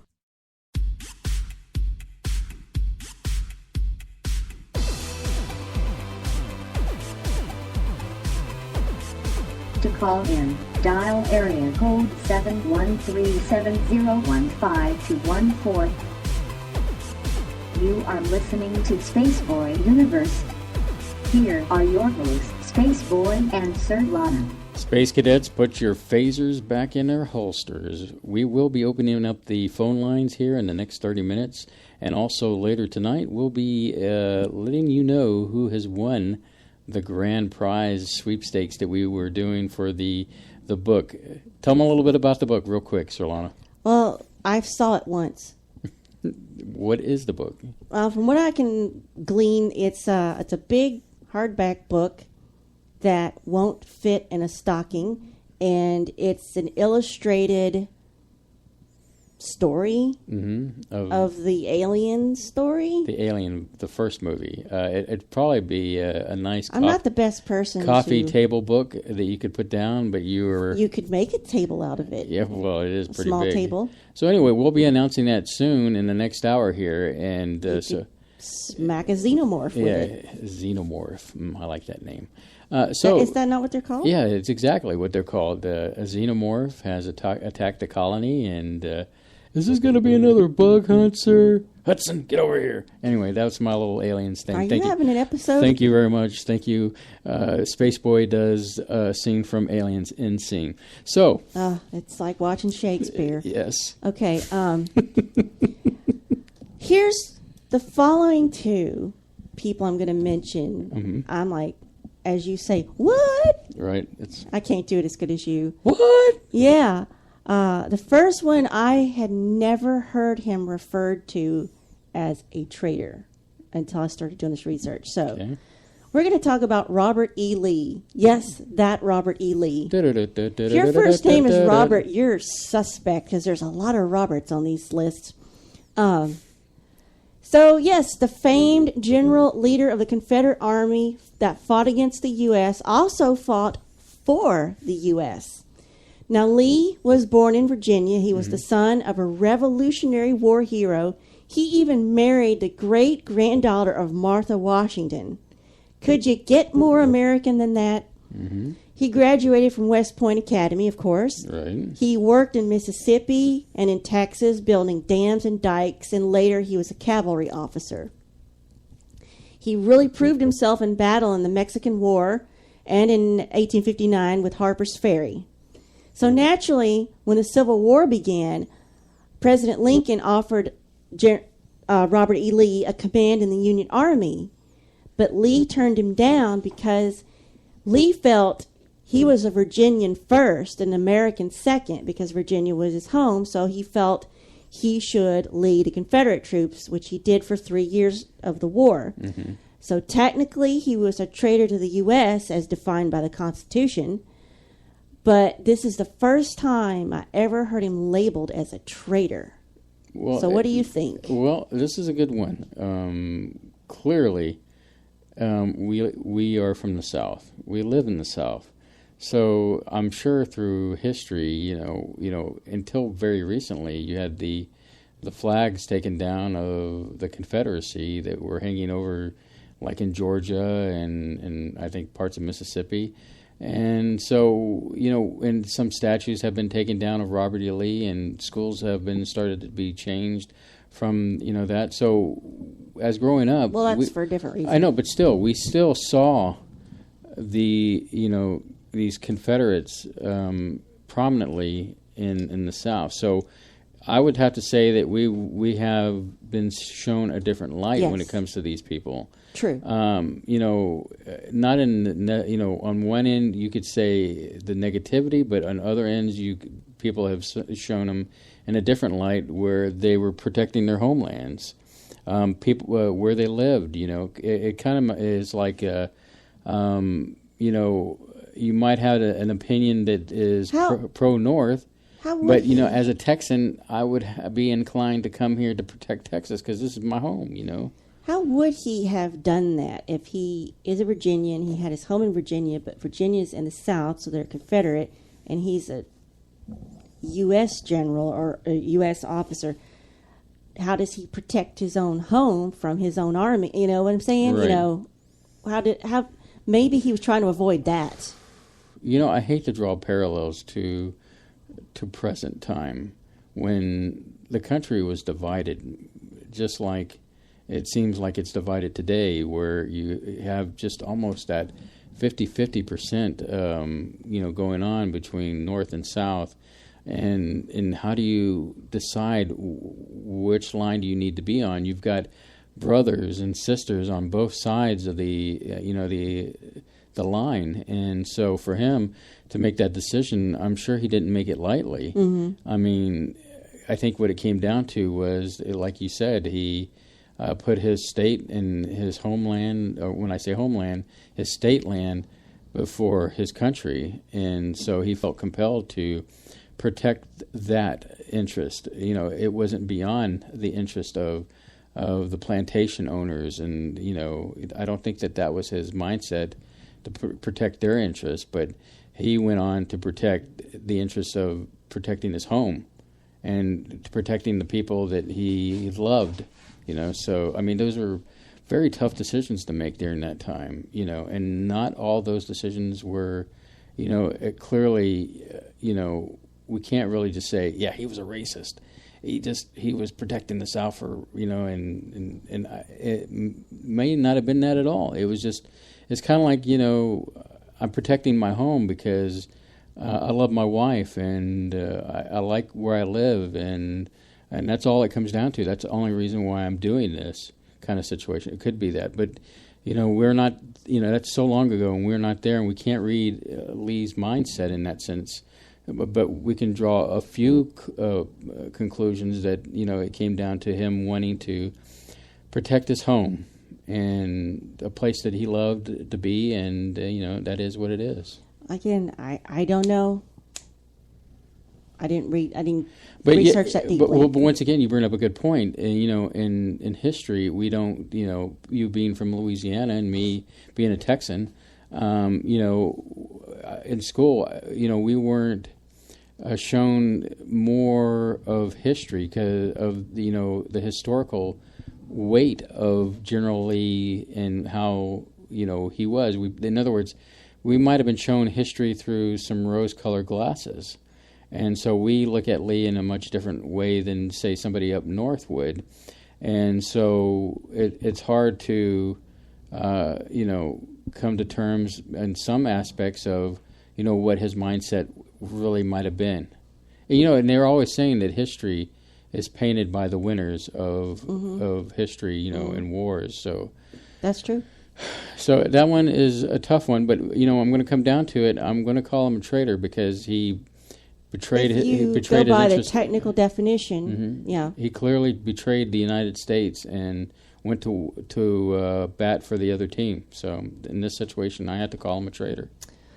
Well, the next one I had no clue because I'm not well versed on this person, his life. So it's just something I have to dig deeper into because it really spun my head around. Ezra Pound. Now, this one's interesting because a poet? Ezra Pound is a poet, journalist. He authored more than 70 books. He helped promote many other famous writers, including James Joyce and T.S. Eliot. Personal side note, I'm not a fan of James Joyce. He was an American. He was born in Haley, Idaho. He studied literature, languages. He was in college. And it was in 1908 he left for Europe. He published, like I said, several successful books of poetry. He advanced the modern movement in English and American literature. And it was his pro-fascist broadcasts in Italy during World War II that led to his arrest and confinement until 1958. So, what did he do?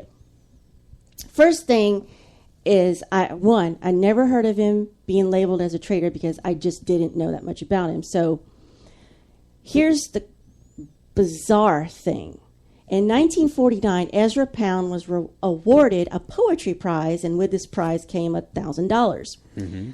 He got this while under indictment for treason against the U.S., when he was confined to a hospital in D.C., having been declared insane. So he was getting a prize at the same time. It was the way he raved on about the presence of Allied forces in North Africa during World War II. Now, he was over there, as I said. He began to broadcast for Radio Rome on April 23, 1943. Now, I want you to contrast this story of what he does to Tokyo Rose. Mm-hmm. All right? See if you can put these up against each other because they're both broadcasting, right? Sure. So, Radio Rome in 43, for instance, he said on this broadcast, quote, "I think quite simply and definitely that American troops in North Africa, all of them, ought to go back to America if they can get there." Now, that right there seems fairly mild compared to things we see today and things are going on today when you compare it to our insanity and our post-election atmosphere. But then, as I read further, he sounds like he goes more off the deep end. So he continued on with these broadcasts, with these rantings of his about how Jewish people were responsible for the war. They were controlling the press and were in cahoots with President Roosevelt. Now, quote, Ezra said, "I think it might be a good thing to hang Roosevelt and a few hundred Yids. I'm going to assume that Yids is Yiddish." Mm-hmm. Those are dangerous words during that time. Right. So inflammatory words. Now, do you think this is just a case of a person who's against the war just spouting their opinions, or is this aggressive, treasonous talk? So, well, I mean, it sounds like it's on the latter. He's just against the war. That's what I'm getting. So he got the poetry award for his Pisan Cantos, and I'm guessing Pisan is for Pisa, like the Leaning Tower of Pisan Cantos, and he got this award while in prison in an open-air military detention center in 1945. Now, these cantos were part of a larger epic work of his, which contemplated his own past and the lamenting of the fall of European fascism. So I guess, did he go over to Europe to be closer to the fascism that he liked so much? So the prize he got was the poetry prize for the Bollingen Prize, and it was a big deal. This was not small potatoes by any means. And the reason it was controversial is the people who awarded the prize was the Library of Congress, our Library of Congress. They gave out that award. So why would they give it to an insane person who made broadcasts that are supposedly along the lines of Tokyo Rose? So he spewed out his venom and his hatred about his own country during the war. He praised the Axis powers. As an American citizen, now I want to ask you this, did he have the right to make his views known, or is this a case of wrong time, wrong place, like maybe Tokyo Rose? Mm-hmm. So it was said that the decision to dispense the prize to Pound was literary and not political, because the prize represented the highest achievement in poetry, which they felt he deserved. Nevertheless, Pound was arrested. He had no public trial and was put in a mental hospital. So what's your take on what he did on the radio and what he said versus Tokyo Rose? Well, I think that, it goes back to him, I just think the guy wanted the war to end. I mean, he was aggressive in that nature. And then, of course, taking into account yeah, but wanting people to hang, isn't that going a little far? Well, I don't know. Don't mean to put you on the spot. No, I'm willing to, it's funny how we labeled this a safe zone for our broadcast, but, and that really pushes the envelope, he said a lot of negative things. Okay, let me put it this way. We live in America, and as an American, I'm more liberal when it comes to people expressing their opinion. We have many friends that have opinions from left to right, and we don't encourage them to shut up. We talk to them and treat them like, they're just normal people. Anybody's entitled to their opinion. Now, I guess when you get into the sense of, is the opinion of hanging people and things like that, it's vulgar in that sense. I mean, some of the things that he said was downright vulgar and offensive. But should we label him a traitor for what he said? No. Do we label him as somebody who sounds like he's spewing hate speech? Yeah. Well, again, this is I just lost my train of thought. Sorry. We're getting deep here, people. We're getting deep. I forgot what I was going to say. I'm sorry. I think at the end of the day is that, one, me, and a lot of the audience knows that I had a point. I'm sorry. I was gone. That I'm open to listen to whoever wants to speak, and I draw my own conclusions, and I still keep an open dialogue, because I feel strongly that if you close off a dialogue, and then you're only going to close yourself into a hole that you can't make an opinion about something. Well, I'm trying to get through these quick. All ahead. Right. Ever heard of Martin James Monty? I think I'm going to find out now. He was an American pilot during World War II who defected to Nazi Germany. Okay. Yet he was still allowed to re-enlist in the U.S. Army after that. Mm-hmm. He was a native of St. Louis, Missouri, and he was one of 7 children and one of 4 brothers who would serve in the U.S. military. So what went wrong here? Sounds like he had every reason to be patriotic. Well, what went wrong was there was this Canadian-American Roman Catholic priest, Father Charles Edward Coughlin. Mm-hmm. He had this popular radio show out of Detroit. So in 1934, Coughlin had millions of listeners both in the U.S. and in Canada. He was sort of like the first televangelist, but before TV, it was just on radio. Now, Father Coughlin was a big supporter of President Roosevelt, but he became a vehement critic of Roosevelt's New Deal, which, as you know, has full of liberal and social programs. Mm-hmm. Yet, for some reason, Coughlin became an anti-capitalist, an anti-Semitic, and an anti-communist. So what's left? Pro-fascism or socialism? I'm not really sure how many anti-things you can be. So the Catholic Church tried to shut up this priest. But in 1936, that only created a scandal that made him more popular with listeners. The Father Coughlin supported fascist regimes like Germany and Italy. And when the war broke out, his show was taken off the air. But by that time, he had a devoted listener who had been listening since he was a kid, and that is Martin James Monty. In fact, Monty got to meet Coughlin in October 42, but no one really knows what was said between them. But they said it must have had a huge impact on Monty because the next month he joined the Army Air Force, got made second lieutenant, and was sent to Karachi, which was in India at the time. But something happened over there in Karachi that pushed Monty over the edge, and he went AWOL, and he stole a plane in Cairo and flew from Cairo to Tripoli. His next stop was Pomigliano Airfield with the 354th Air Service Squadron, and it was there he found reconnaissance P-38 that had just been fixed and was in need of a test flight, so he volunteered to fly it, and then he just took off because they didn't know about his AWOL status. He flew to northern Italy to Milan, which was at the time German-controlled, and he defected. Well, the Germans didn't believe him, put him in a POW camp. But he was claiming he was not anti-American. He wanted to save America from its true enemy, Bolshevism.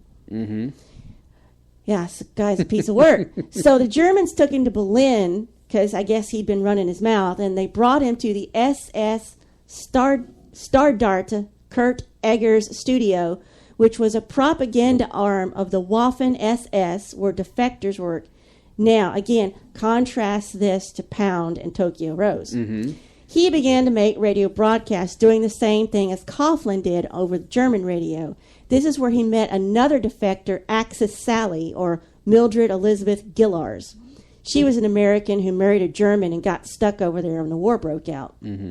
Well, Monty got fired from his broadcast job because he just wasn't good enough, so they had him write propaganda leaflets. Now, when the war ended, he surrendered, still in his SS uniform, claiming to have been caught by the Germans, and he was escaping when the U.S. found him, or the Allies found him. Yeah. He told him he stole the uniform from his own protection and tried to gather intel for the Allies. No one believed him, again. So they charged him with desertion, which he did do, stealing a plane, which he did do, and he got 15 years in prison for that. So let me get this straight. He did a lot of waffling, didn't he? Oh, my gosh. You stopped me for that? I'm sorry. You should be ashamed of yourself. Not really. So in 1946, they gave him a second chance. But this is the weird part. They said, okay, you can rejoin the U.S. military as a private. So they demoted him. And all would be forgiven. But he became a sergeant. And he was honorably discharged in January 1948. Then promptly arrested by the FBI after finding out about his stint with the SS. Now he got 21 counts of treason, 25 years in prison, and a fine of $10,000. He pleaded guilty in 49, then changed his mind in 1951, claiming he was pressured into the SS. So he went, like you said, he did waffle back and forth. He served his term at Leavenworth and was paroled in 1960. That one's almost kind of hilarious. Now, here we get to one that's a little more controversial and way closer to home. All right. Hit me with it. Nidal Malik Hassan. Hassan was sentenced to death for a shooting rampage in 2009 at Fort Hood here in Texas. He was an Army psychiatrist, and he said the reason he did this, he acted to protect Islamic insurgents abroad from American aggression. I guess he thought if he wipes out a military base, that's less soldiers to go over there and fight against insurgents over there. He never denied being the gunman. Kathy Platoni was an Army reservist who witnessed victim Captain John Gaffney bleed to death at her feet. So when she heard the two options for Hassan's sentence, they said, agree unanimously to the death penalty or he gets life without parole. She was not surprised that these were the only two options. Platoni said what Nidal Hassan wanted was to be a martyr, and so many of the families had spoken to the issue of not giving him what he wants because this is his own personal holy war. She also stated the world would be a better place without him. Now, Hassan could have become the first American soldier to be executed in more than half a century, but the military justice system requires lengthy appeals to process, so it could be years or decades before he's put to death. Hassan made almost no effort to defend himself in his trial or to plead to have his life spared. It's like that's what he wants. Mm-hmm. Quote, 13 people were killed and more than 30 were wounded, all but one of the dead soldiers, including a pregnant private who curled on the floor and pleaded for her baby's life. That seems out and out traitorous to me. And no gray area there. Well, and I believe the government came out and labeled that as a workplace violence situation. And so I know that there's still some things going on with that, and that is definitely a touchy subject matter. But I have to agree with you. I mean, he betrayed the trust of the military and killed a bunch of people. And I have to say that in that situation, I'm leaning towards that he committed a traitorous act. And a criminal act, too. Criminal act, and some might even call it terrorism act. So, that is what it is. So, Surlana, we're almost to the top of the hour. So. I only have 3 left. And so what we're going to do is when we get back, the phone lines will be open, so you can call in. Mm-hmm. Hopefully you're a first-time caller, and you can win the fabulous Battlestar Galactica Cylon from Funko Pop. Be careful there. Yeah, I know. We'll be getting all... And then, of course, we have the big giveaway. So, and when we come back, we'll also be giving away that.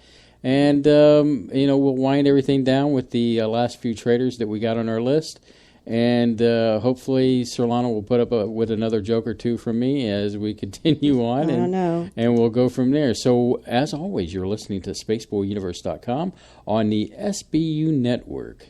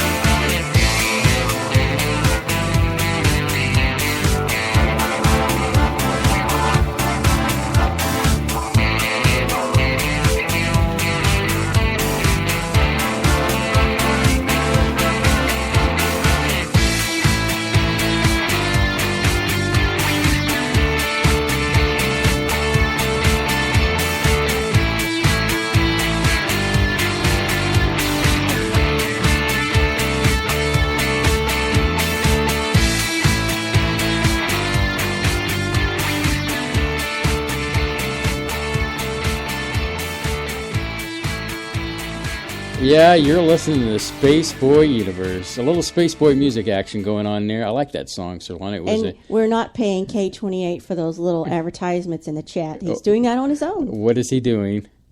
I'll have to read this later. He's pushing Spaceboy Music Night. As you should push Spaceboy Music Night, because it comes on every Thursday nights at 8 p.m. Central Standard Time. It's an hour-long program where I play music from my vault, where I take music and stuff, and even some new stuff that I've been premiering. It's his vault. It's not my vault. Yeah, so, it's all his vault. Surlana usually hangs out with the chatters in the chat room. And we are also producing a little thing called Quantum Hologram Matrix for Reverend John Polk. Yeah, as a part of Wednesday nights. A lot of y'all that don't know, we've kind of created a network. SBUnetwork.com is where you can go for all the shows that like Spaceboy Universe, Spaceboy Music.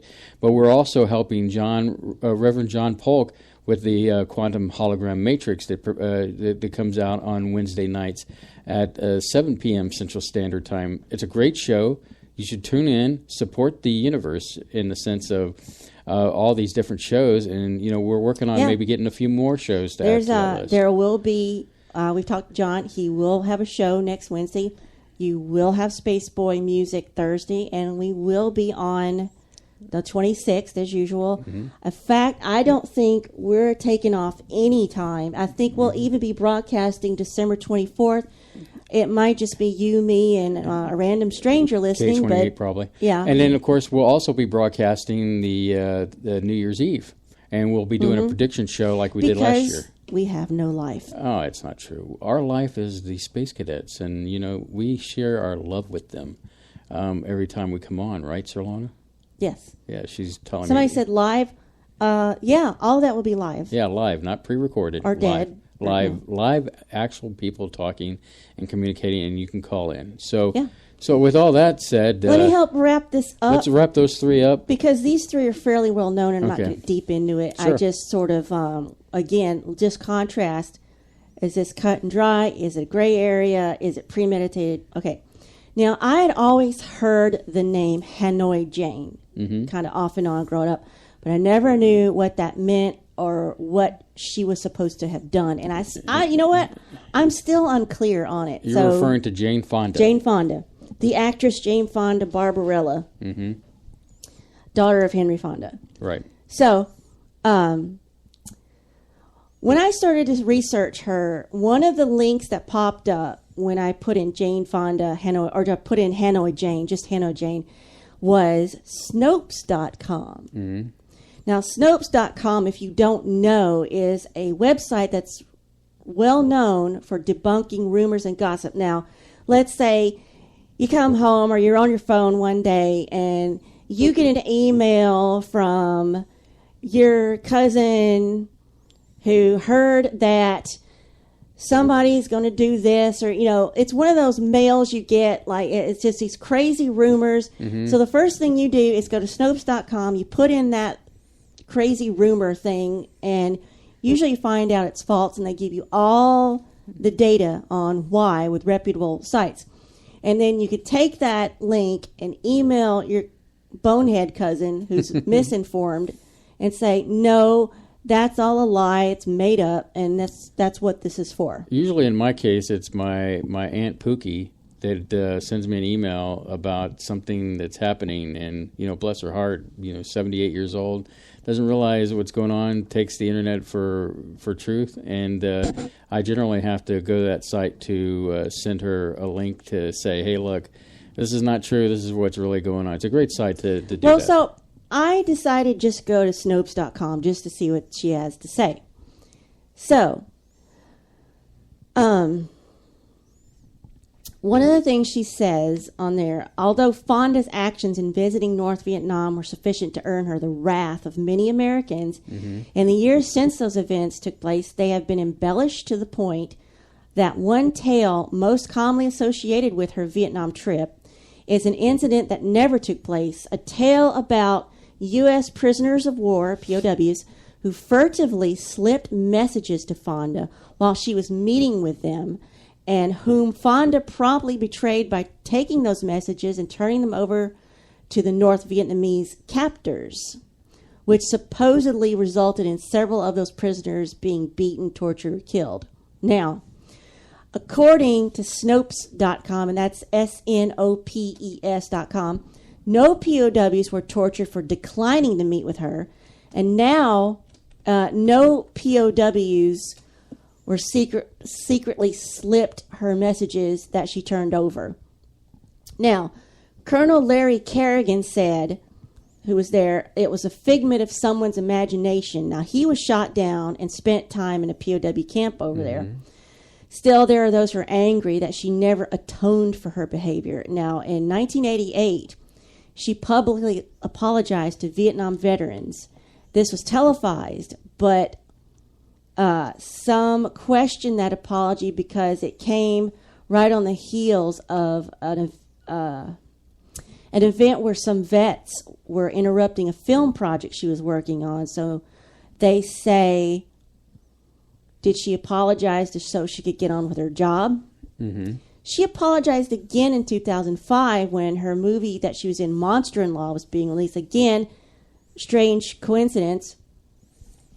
But Fonda herself states she will go to her grave regretting that photograph of her sitting on the enemy's aircraft gun, but not her decision to be photographed with the POWs or making broadcasts because she was trying to stop a war. Robert, Bob is saying that he knows a lot of Vietnam vets that hate her because she sided with the anti-government, and it's understandable. So these guys, that went and fought over there, to see her in this situation. And a quote from this website says, "Nor does she apologize for making broadcasts on Radio Hanoi.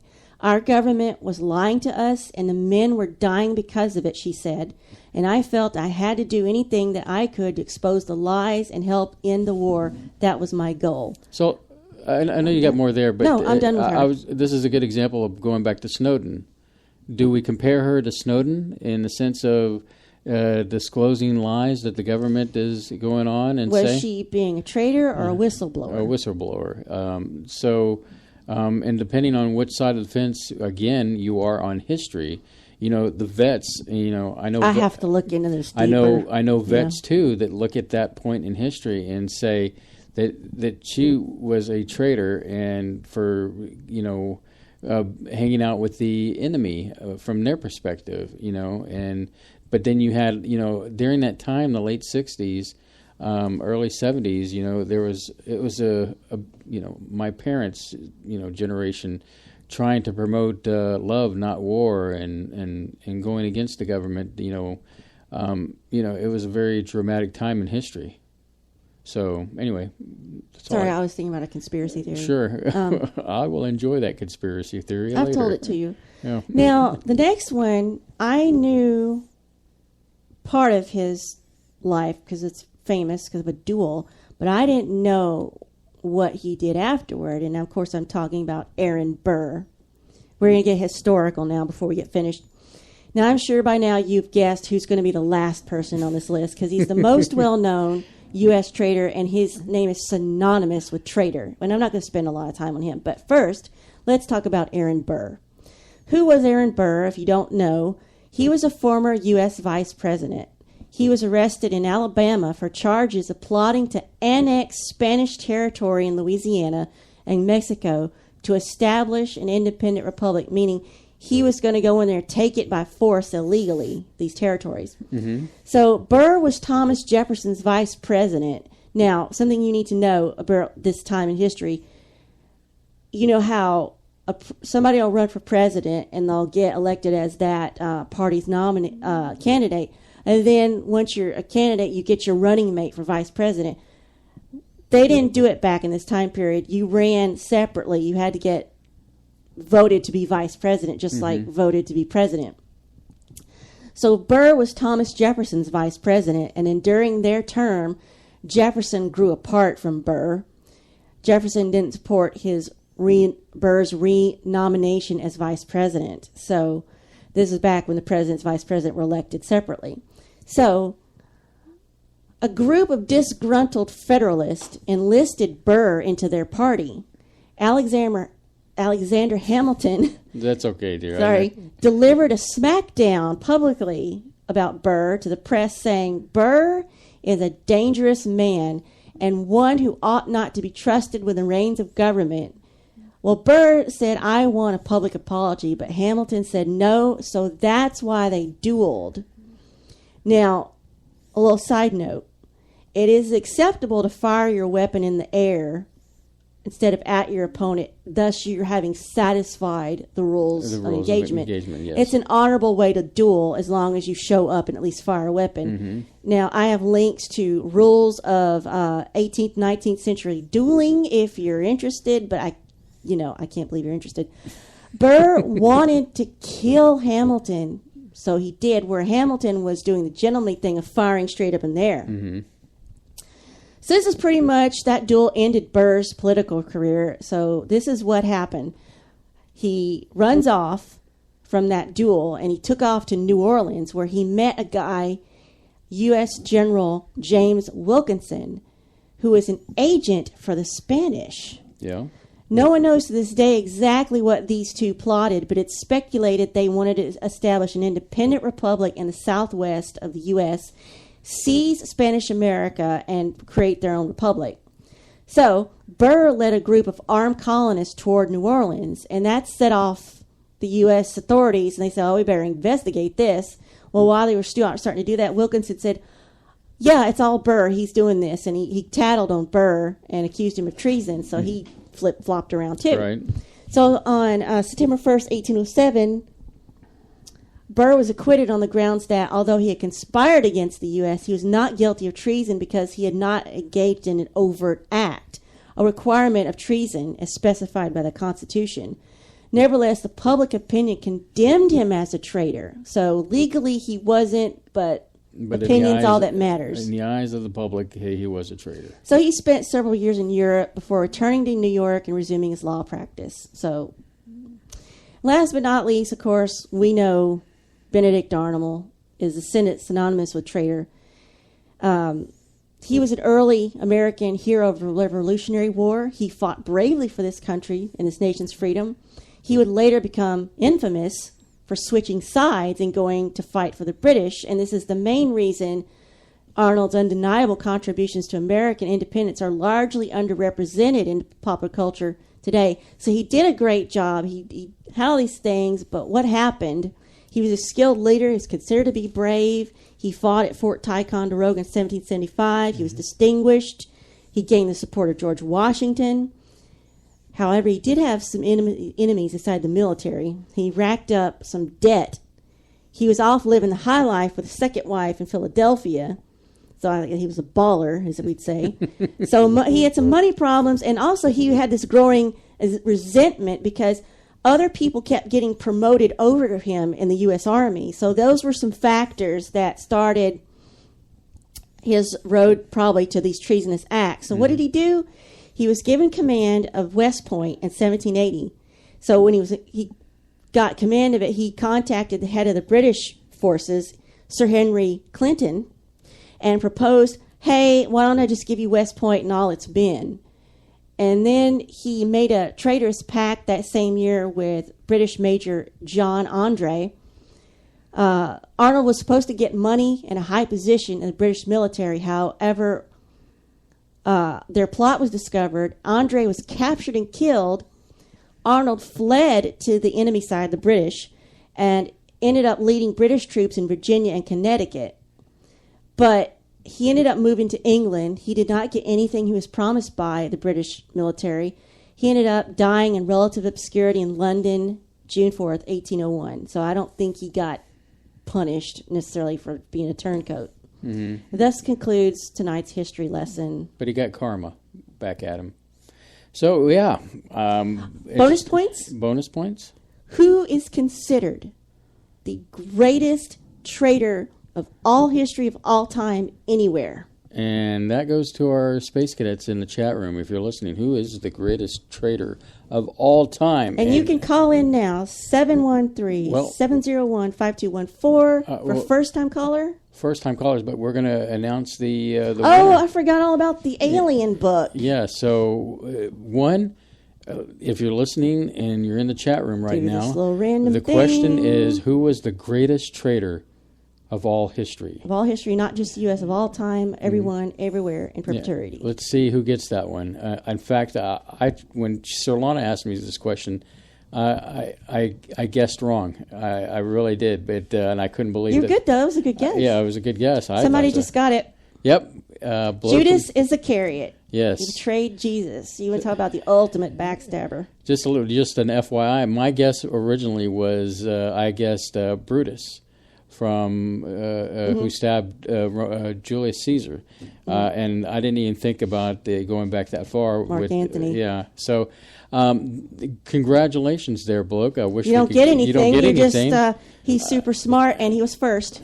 So there you go. So Surlana, are you ready to announce the winner? Did of I the forget big the Rosenbergs? Yeah, you did, and that's a good one. I have the Rosenbergs. Sorry. If you'd like to call in after midnight, I'll talk to you personally about it. You know that's Dino's time, you know. Oh, no.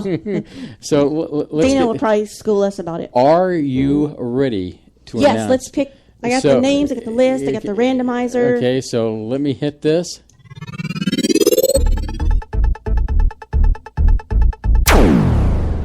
And the winner is Dylan C. Congratulations, Dylan C. You won the big alien package, and we will be getting in contact. Why do you have to laugh at when I say stuff like that? You said alien package. I mean, pull stuff out of my vault, and then the alien package, and yeah, congratulations, Dylan. Dylan, to get this, you're going to have to email me again. You can use stuff again if you want to, or contact at spaceboyuniverse.com or stuff at spaceboyuniverse.com. You'll have to give me a mailing address. Yeah, so congratulations, Dylan, and there will be more giveaways. This isn't the one-time only giveaways to our loyal listeners.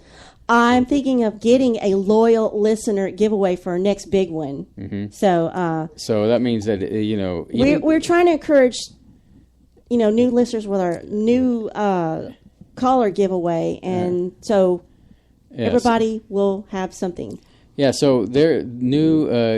If you're a part of the Space Cadet Army, we are working something for y'all, and so don't think that we have abandoned you. No. And we're just trying to encourage new players to come on in. Don't y'all want some new blood? To yes, pick on? yes. So I mean, you in the chat room right now. Bloke from Oz wants to know how big is the package. Well, I'm not even going to go there because the last time I mentioned ET, I almost got in trouble. 713-701-5214. Anybody can call in, but if it's your first time, you might win a little something. But anybody can call in now, and let's see who's calling. Caller number 1, you're on the air. Well, hi, Surlana. Hey, did you enjoy tonight's history lesson? Yes, I did. There was a lot I didn't know. Well, I didn't get to some of it. You what, dear? I didn't get to Julius and Ethel. Okay. And see, there's a lot of that they don't teach in school. I didn't know any of that. I had to get it on my own. Now, I knew a lot of the Julius and Ethel Rosenbergs. They were communists. They were premeditated communists. They did things on purpose. And she got her brother involved in it, and they did stuff. They knew what they're doing, and they got what was coming to them. That was a clear-cut case of treason. Mm-hmm. Well, it's wild. I mean, and it's sad that they don't teach a lot of that in school. Well, that's why you have Spaceboy Universe now. Well, yeah, Spaceboy Universe enlightens you, and part of our... They're not even teaching them how to write in school. In cursive, yes. Yeah. That's the conspiracy theory why they're not teaching them to do cursive. It's like, how are they going to sign their name? Mm-hmm. Well, they print it, but they don't. They want us to forget how to read and to write in cursive. They want us to forget how to read. Hey, there's Bob. Because if we can't read cursive, we can't read the Constitution. Well, and the thing is, they're not even going to be able to read the Constitution of the United States. Right, exactly. Yeah, I asked her nephew that exact question today. You know, it's like, he said it was like his 4th or 5th grade, they quit teaching it. Oh, Zach? Yes. My great-nephew. Our great-nephew, sorry. Yeah, it's like... I only know how to write cursive. Writing print is difficult for me, but even writing by hand in any way hurts because I'm so used to typing everything. I go back and forth. I can do, depending on what I'm writing, if it's something where I want to make sure somebody can read it, then, I print.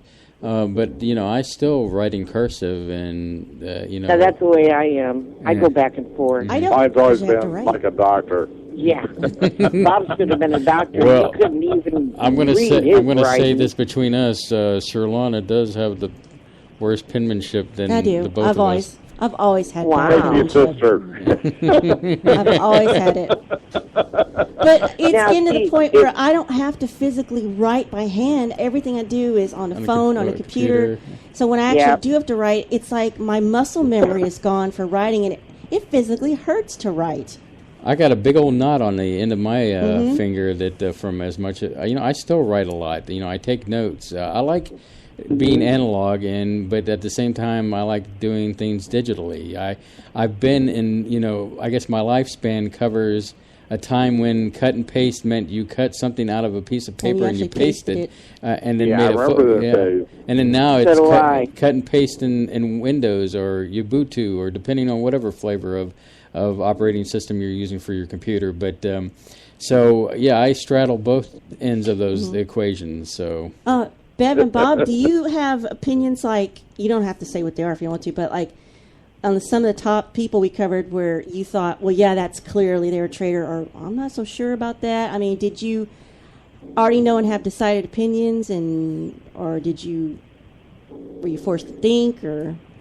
I don't know, I think Rosenberg's. Yeah.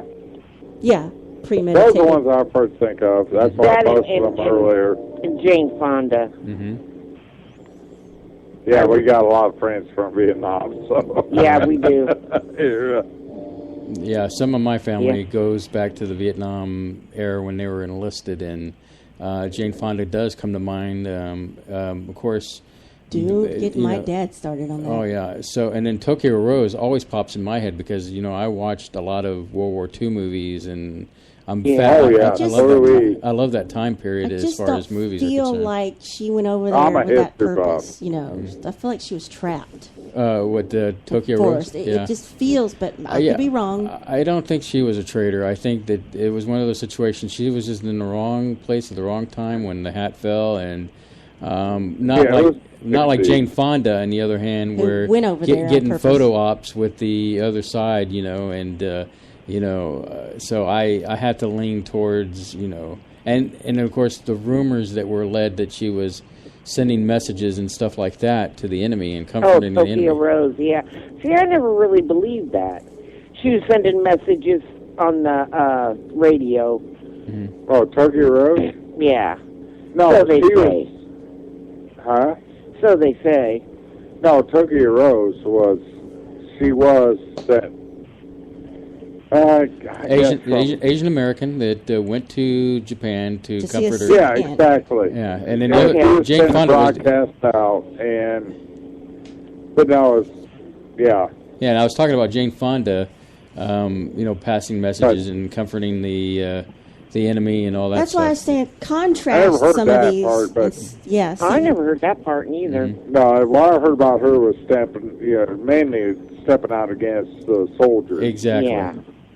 So her calling them baby. A lot of them were calling baby killers and all that. Exactly. Well, I'm sure you youngsters, you were there for the late '60s, early '70s, so you know how violent that time was in history. And things were changing, exactly. and people were, there's kind of some similarities today where you had the country divided. What's sad is it's almost like we're going through it again now. Yeah. Well, I'm reading an interesting book that is called Pendulum, and this author writes that we go through cycles where we, as a pendulum goes one way and then kind of goes back the other way, we repeat these cycles where we go through a generation of me, and then we kind of go back to a generation of we.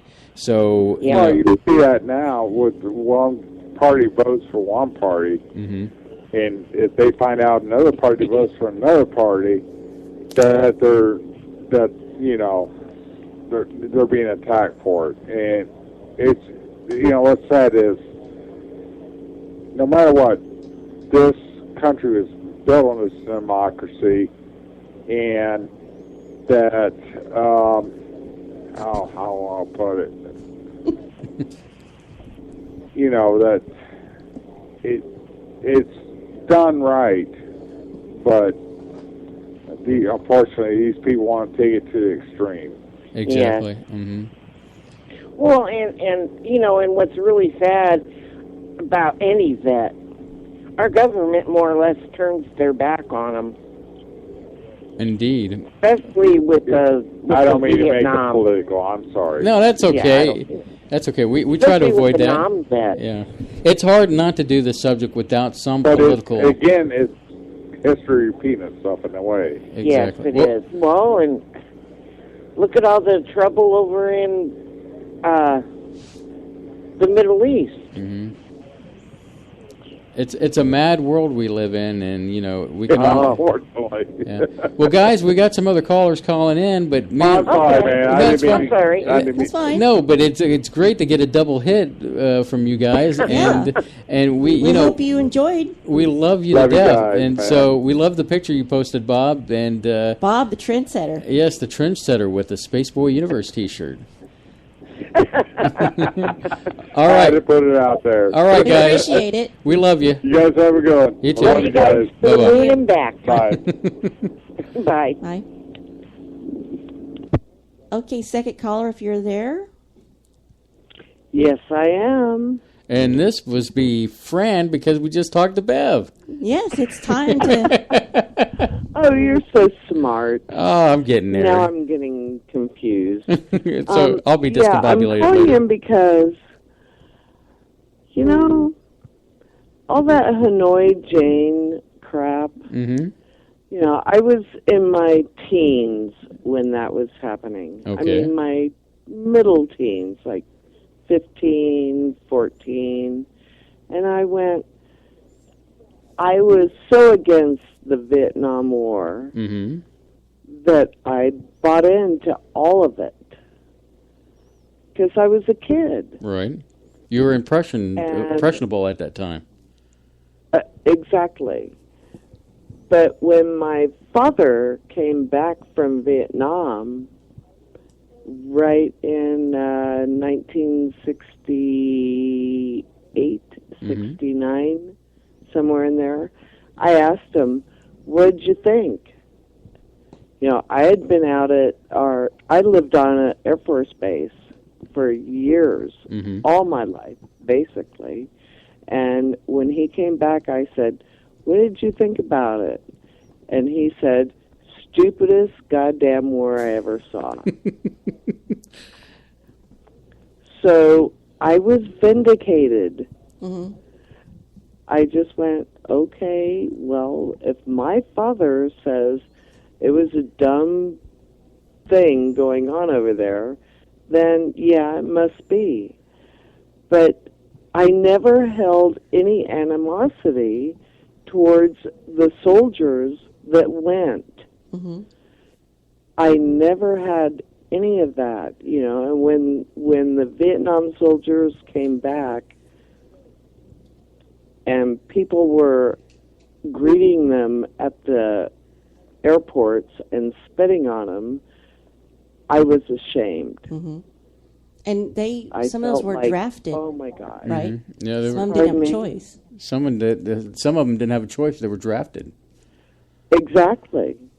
I have friends that were drafted in, and what do you do when you're drafted in? You just have to go. Mm-hmm. So when Barbarella came out with Hanoi Jane, or right before the Vietnam stuff, I was like, oh, very cool. You know, went to the drive-in, saw the movie, did some Seconal, and went. Yeah. But it was, I didn't know any better at the time. And now, with the way the wars have been continuing and continuing and continuing, it's insane. It is. You know, Eisenhower, he warned us of the industrial military complex. And, you know, and this is a fine example. You know, I like to think I'm anti-war. I think that, you know, cooler heads should prevail before we go into war. But I think that, you know, our politicians and our leaders are so quick to, you know, put the common man to the side and not think of the best interest of us little folks that are out there. And I think that's why we end up in wars, is because they don't have a skin in the game. Go? You bring up a good point. Do their children go? You know, that's my thing is, do their children go? Right. No, they don't. It's the poor kids off the farm or wherever in a small community where they have no other recourse except joining the service. And Fran, that's very true too for the people in the urban community. You know, there have been many African Americans that got drafted and sent to Vietnam against, you know, their will, and they didn't have a choice to end up stateside or, you know, in cushy positions that a lot of these politicians that had kids during this time made arrangements for them. You know, and that's where I always have a big problem with people who say, well, we should do this, and they're millionaires, you know, or, yeah, we should give up this, and they don't lead by example. An example, it goes into these politicians that do the same thing for their kids. You got a thing over there? Yeah, and there's been a few politicians out there that their sons and daughters have actually gone, and they know the cost. Right. I bring up John McCain as an example because he was a POW during the war, and he had a chance. You know, his father was a well-known admiral, and he had a chance to send him back, and they were going to send him back, and he said, "No, go ahead and send these guys back. I will stay." You know, in that aspect, you know, I look at McCain as a little bit honorable in the sense that he chose to stay because he didn't feel like it'd be right to go back, because these other guys, you know, they were all in the same boat. So that would be an example of, you know, of somebody who was trying to be honorable and put others before himself first. And so, yeah, we do see that. I was just going to say, I know people who had 18-year-old sons at that time, or, you know, old enough to be drafted, that said if they thought their son was going to get drafted, they were going to just send him to Canada before they could find him. I'll tell you what, one of my ex-boyfriends in California when I was in high school, his father was a POW. And when my friend became old enough to get drafted, he said, "You are not going there. I will ship you off to Canada." And this was a lieutenant colonel in the Air Force, pilot. He said, "No, you're not going over there." And my friend said, "Oh, yeah, well, I don't want to go to Canada. You know, where else can I go?" But that was, even in the Air Force, that was back in 68. And his father said, "No, I'm shipping you to Canada before you go." And this was after him being a POW. Yeah. He went, no. Because he knows firsthand. It's a dumb war. You're not going there. Protecting his kid. And I thought, I can't blame wow. him, you know. Yeah. I was very impressed that, you know, I only met him a couple of times as a teenager, but years later I found out about this, and I went, oh my God, your dad was so correct in trying to protect you. And my friend said, yeah, well, even if he hadn't, I don't think I would have gone anyway. If my name came up or my number came up, you know, back then it was the number system, and he went, yeah, I had a way out if I needed. And I was like, yeah. Well, I don't know. You don't need to go there. I don't know about you, but living in Texas, Canada sounds pretty good as far as weather is concerned. Just weather. Weather-wise, Actually, I kind of like Texas weather. San Antonio was great when I lived there. See, I'm from San Antonio and born there, and I have to agree with you. There's a special spot in my heart for San Antonio, and of course Bandera, Texas, which went to high school. Yeah, so.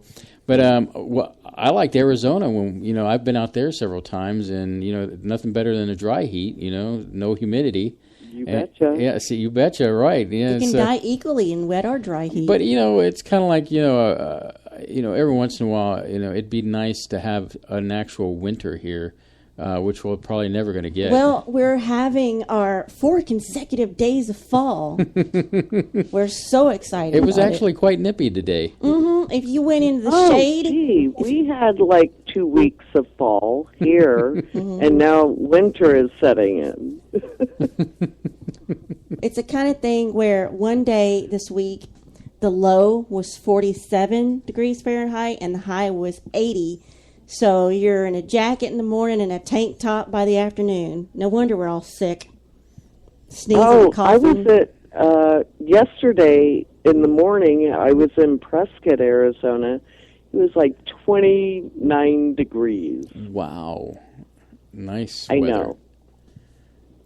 Yeah.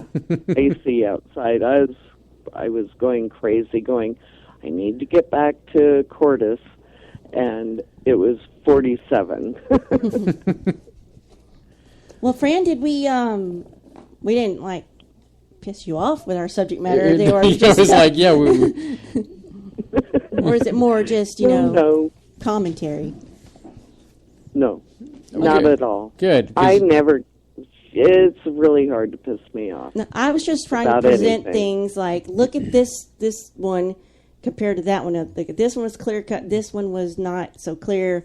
I don't know what she did. I mean, I just put it out there. Like I said, this was entirely educational for me. In fact, some of these people I want to go back and dig deeper and focus on it, because it's really hard to get all this information on 14 people in 1 week. And there were many people in the chat room that were talking about going much deeper, and we just scratched the surface. And then of course I want to bring it back to everybody has a different opinion, Fran, and always. And we always. When I say we, Surlana and I, we talk to everybody, and we may not agree on some things, but there's stuff that we can agree on and get along, and those are the moments that we cherish. And then plus, when you, and I'm not saying you specifically, but when people bring an opinion, maybe it might be an opinion we've never heard, and so it gives us a chance to evaluate our own self and kind of expand our universe, so to speak. Exactly. Yeah. And mine's just one of those. Mm-hmm. I have an opinion. It's a little bit older and back in the day from you guys. But I love so much what you guys do. Well, thank you. And I always look forward to when you like stuff I post on my Facebook. So it's good that, we're both in tune. And apparently I'm not as interesting, but that's okay. Well, it's all about him anyway. No, I like Surlana way more than some of your stuff. What? It's probably because mine's edgier. What? Got all that I built just up had to throw angst. that in there because of the last time we talked. Sure, I understand.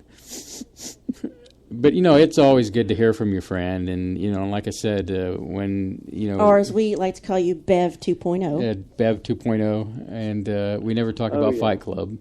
So She said she disbanded it. There is no Fight Club. See, she keeps saying there's no disbanded Fight it. Club. Yeah, I think she just done. moved it.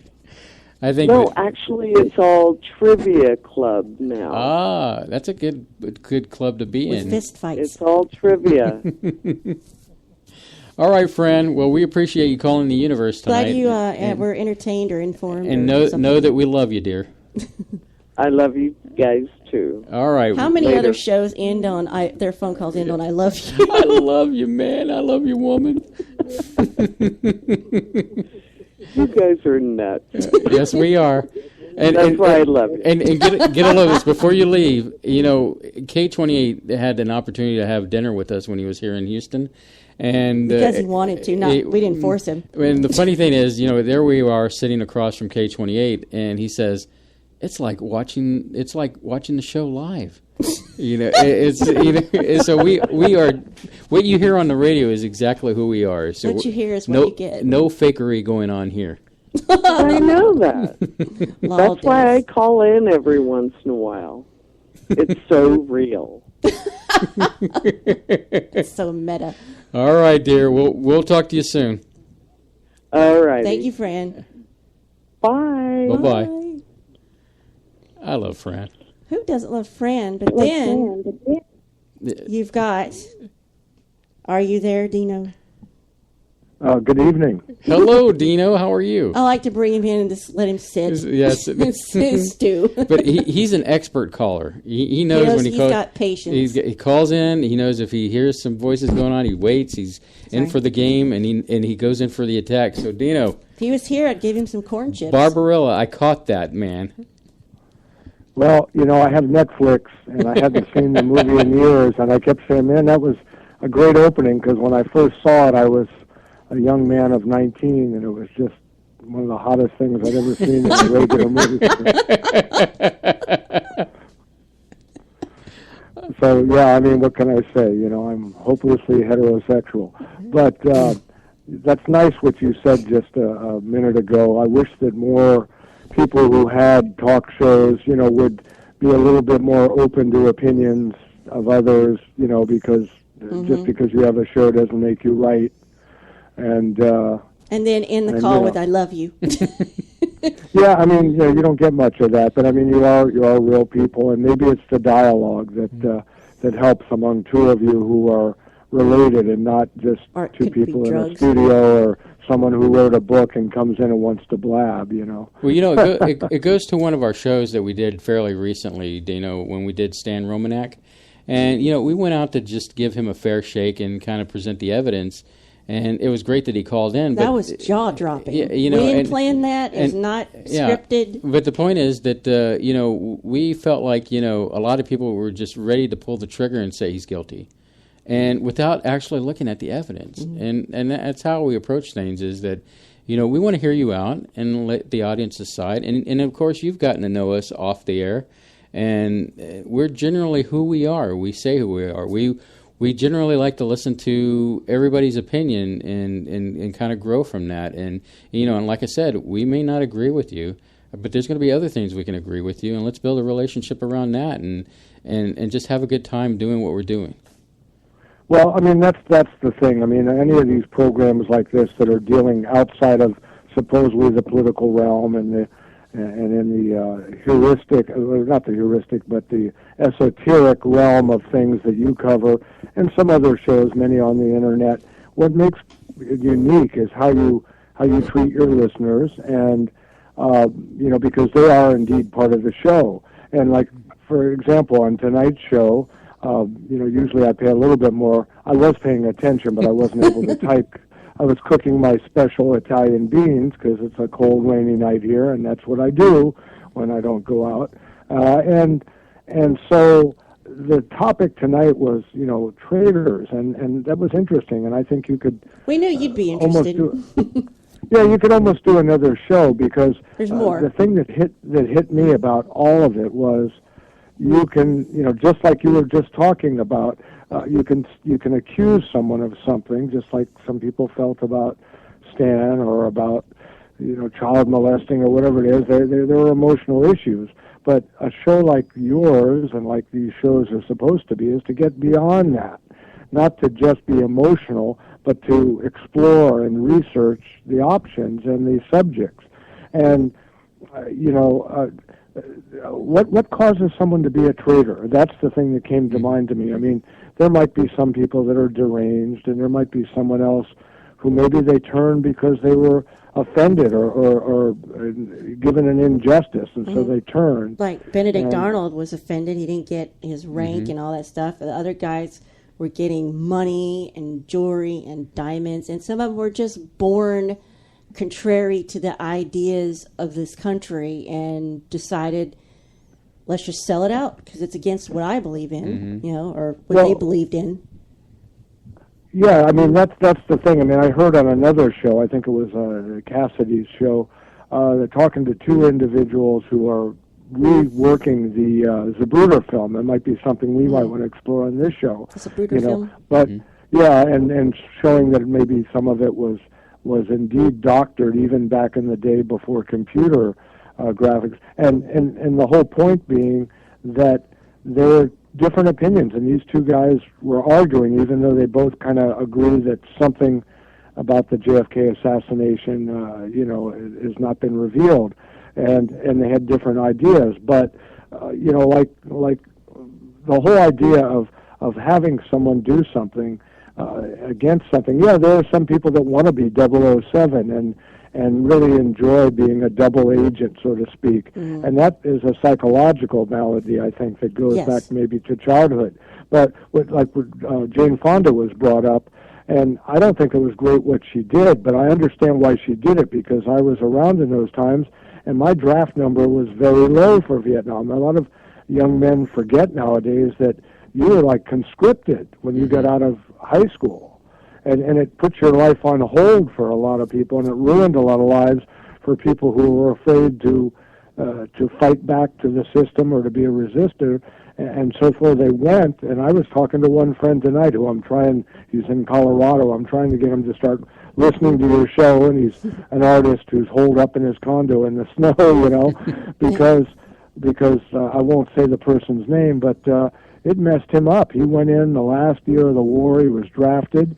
He had to go. He had a great career as an artist, and he had to drop everything. And when he went, they ended up, some things that happened to him messed him up so much that he was still affected to today. And the guy's in his 60s, even though they kicked him out, the Vietnam War ended, so you're kicked out a year early. You don't have to do your 2 years. And then they said, but by the way, you're not going to get any veterans benefits. And it was only 5 years ago when he finally moved out of California that he had a social worker find out that he could get some benefits. So he was lied to, even though he went and served his, half his time, So that's why I wonder about Jane Fonda. I think she did apologize. I saw this several years ago. But, like I said in the chat, she's a Sagittarian. And a lot of Sagittarians I've known, both male and female, some of whom I've called friends, they can be devastating. They can, hurt your feelings and say stuff. But to them, it's just, I'm telling the truth. Because, they're very fiery. And I know 2 women and 1 man, and all of them have master's degrees. All of them are Sagittarians. And they fell in love with me as a friend or a girlfriend. But they say things that are just cold sometimes. And they're not thinking about the effect on people. Mm-hmm. And that's what Jane Fonda did, She was against the war like a lot of us, and her brother Peter was, but and her father, I think, even was against it, and he was a vet from World War II. But the way that she protested, like what's going on today, we're not getting into politics here much, but whether you have fears about the Trump Meister or not, there's a way to do something that will get a better result than some other ways. And I think that's the case with some of these traitors. They just lashed out and they didn't, they didn't think what the consequence of their actions would be. They just thought about it at the moment. Sure. Yeah. Good point, Dino. Mm-hmm. I thought that's what I was thinking when I was researching, the contrasting. Well, this is a clear cut. Well, this is sort of a gray area, and this is like I don't even understand what this person did. So I thought it was interesting, and I got a lot out of it. Even if no one else did, I learned a lot, and there's more to learn. Oh yeah, it's just like history books. They've changed since I've been in school, and I've looked at them now in some of the middle schools and high schools, and things are omitted. I mean, yes, life moves on, history moves on, but a famous person, and you can tell me it's probably been said by more than one, history is written by the victors, or the people that lasted longer. So you could have done something great, like Tesla is just one example that comes to mind, but it can be covered up because people that lived longer than you change the history book. They change what happened, and change can happen, and a lie can happen without even telling a lie. All you have to do is omit key information. Tesla is a good example of not learning him in school. I didn't know about Tesla until much later on in life of the things that he did. And that really irks me to death. Somebody that was so brilliant as Tesla that wasn't discovered or wasn't discussed in school. Where you have somebody like, and I just drew a blank. Who was he hired by again? Who was hired Edison? by? Edison, Thomas Edison. Yeah, Tom Edison and J.P. Morgan and what a scoundrel! Westinghouse. What a scoundrel he was, Edison, and cheating him out. That's why of. I like the fact we did a Tesla, then we did let's look at Edison's show, and we came to the conclusion he's still a punk. Yeah. To put it. Yeah. No, he did. And, I couldn't and think you know, of a one of PG the word. quotes I love. Yeah. Because, we presented a show on Tesla, and we wanted to give a fair shake to Edison, but after we did the research on Edison, it just showed what a snake in the grass he was. I mean, he still didn't come up like that, smelling like good. that $50,000 that he promised Tesla. And I was just joking. You fell for it. Yeah, you don't know American humor. Like, what a major, I'm like, punch him. Yeah. Fight. Well, according to one biography that I read about Tesla, later in his life when he was a success, he was asked by a news reporter some of his opinion or something about Edison. And he had a lot of class. He just simply said, he didn't call him names, he just simply said, well, some people develop ideas, other people invent them. And that's all he said about it.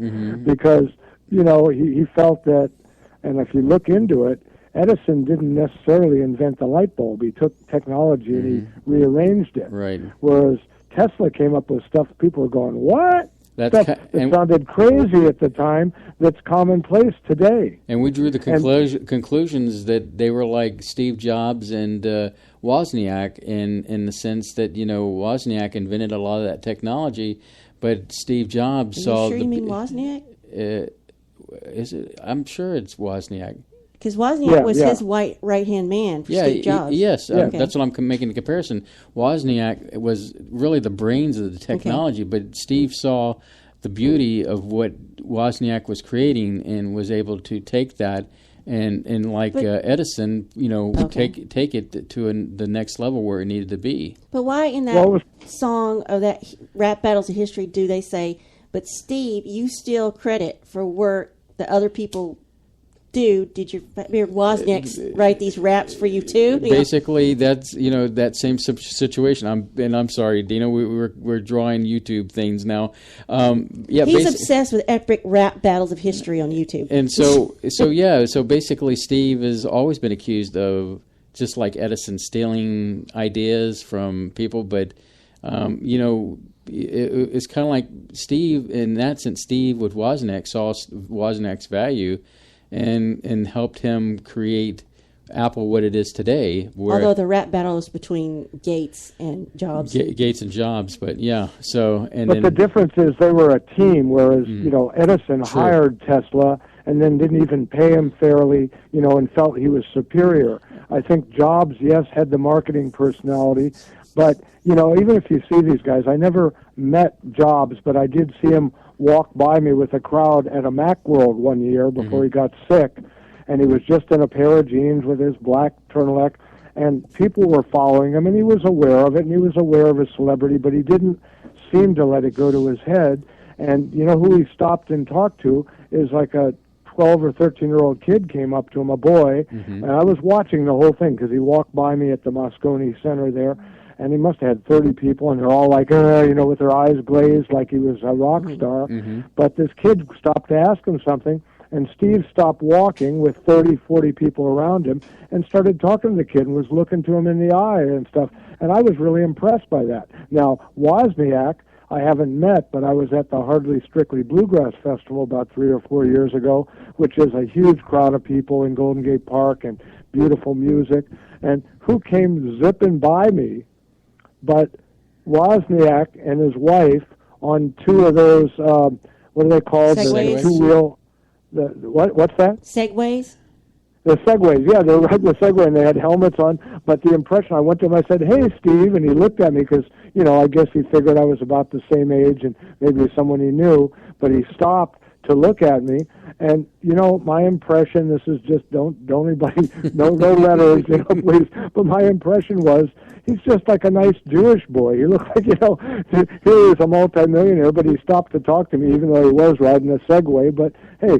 To his defense, there are some long distances you have to walk in that park between the different stages. Sure, but sure. whereas Steve, really was slick, and he, he was into design and the look, Yeah, so that's the point. That I get the point, and I'm not saying that there's a direct side-by-side comparison between Edison and Tesla and Steve and Wozniak. But there's some similarities there. But yeah, at the end of the day, we gave Edison a fair shake, and we did his thing. And after we did the Tesla episode, and we drew conclusions that Edison he was not as as history's painted him through history in school. Edison is not that shiny when it comes down to it. Yeah. So. Well, I guess I'm timed out. Are you at the end of your show? Or? We're pretty close, but I'd like you to stay with me because we'll close out the show. We'll talk a little bit off air.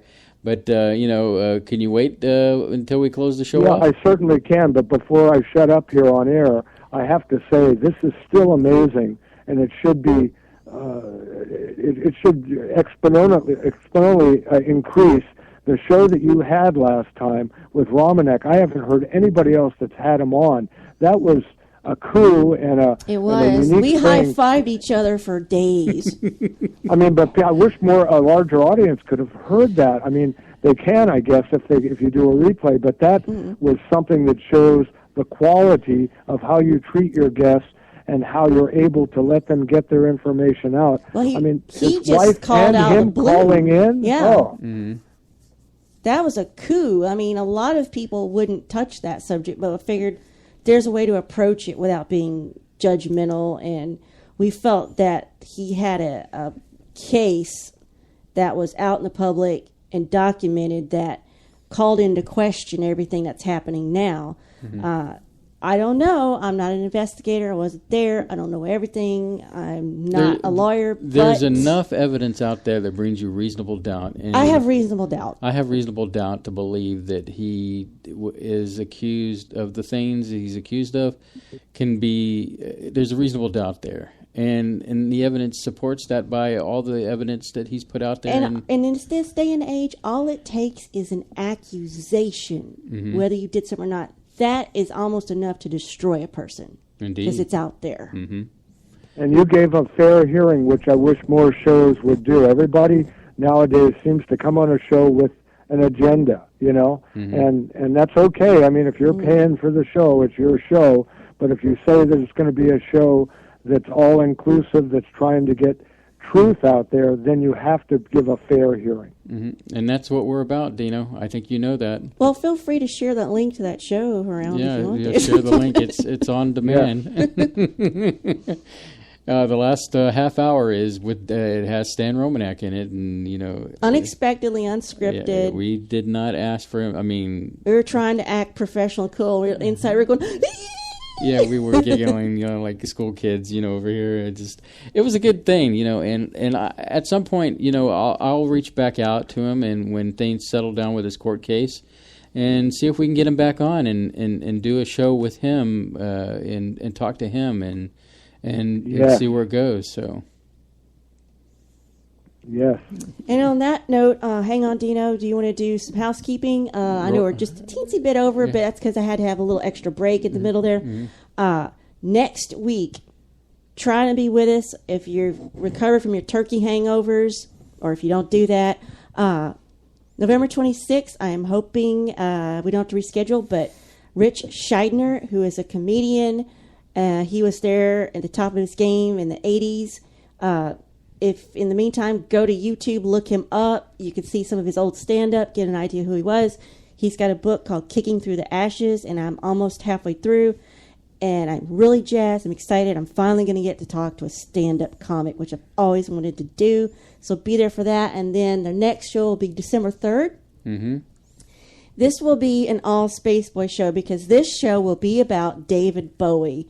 I'll just be sitting there taking your calls, and I'll have done some research, but this is all for Bowie fans, for Bowie lovers, for Bowie music lovers. You can feel free to call in on that show, share your love, your memories, your thoughts, and I'll be here to field your calls. And then we have on December 10th, Patrick Sporer, 17th, the Technology Show, and the 24th will probably be a Topic Roulette. And then the 31st will be a Prediction Show. So we're all the way to the end of the year. And then, of course, as always, next Thursday at 8 p.m. Central Standard Time, join me while I pull music out of my vault and play music for you on Spaceboy Music. That's spaceboymusic.com. And, of course, we can't forget the other family show that is a part of the Spaceboy Universe Network, and that is Quantum Hologram Matrix with Reverend John Polk that airs on 7 p.m. Central Standard Time on Wednesday nights. So, the universe is growing here at the network, and we hope that you enjoy and tune in to all our programming. So on that note, Surlana, would you like to say goodnight? I'll say goodnight.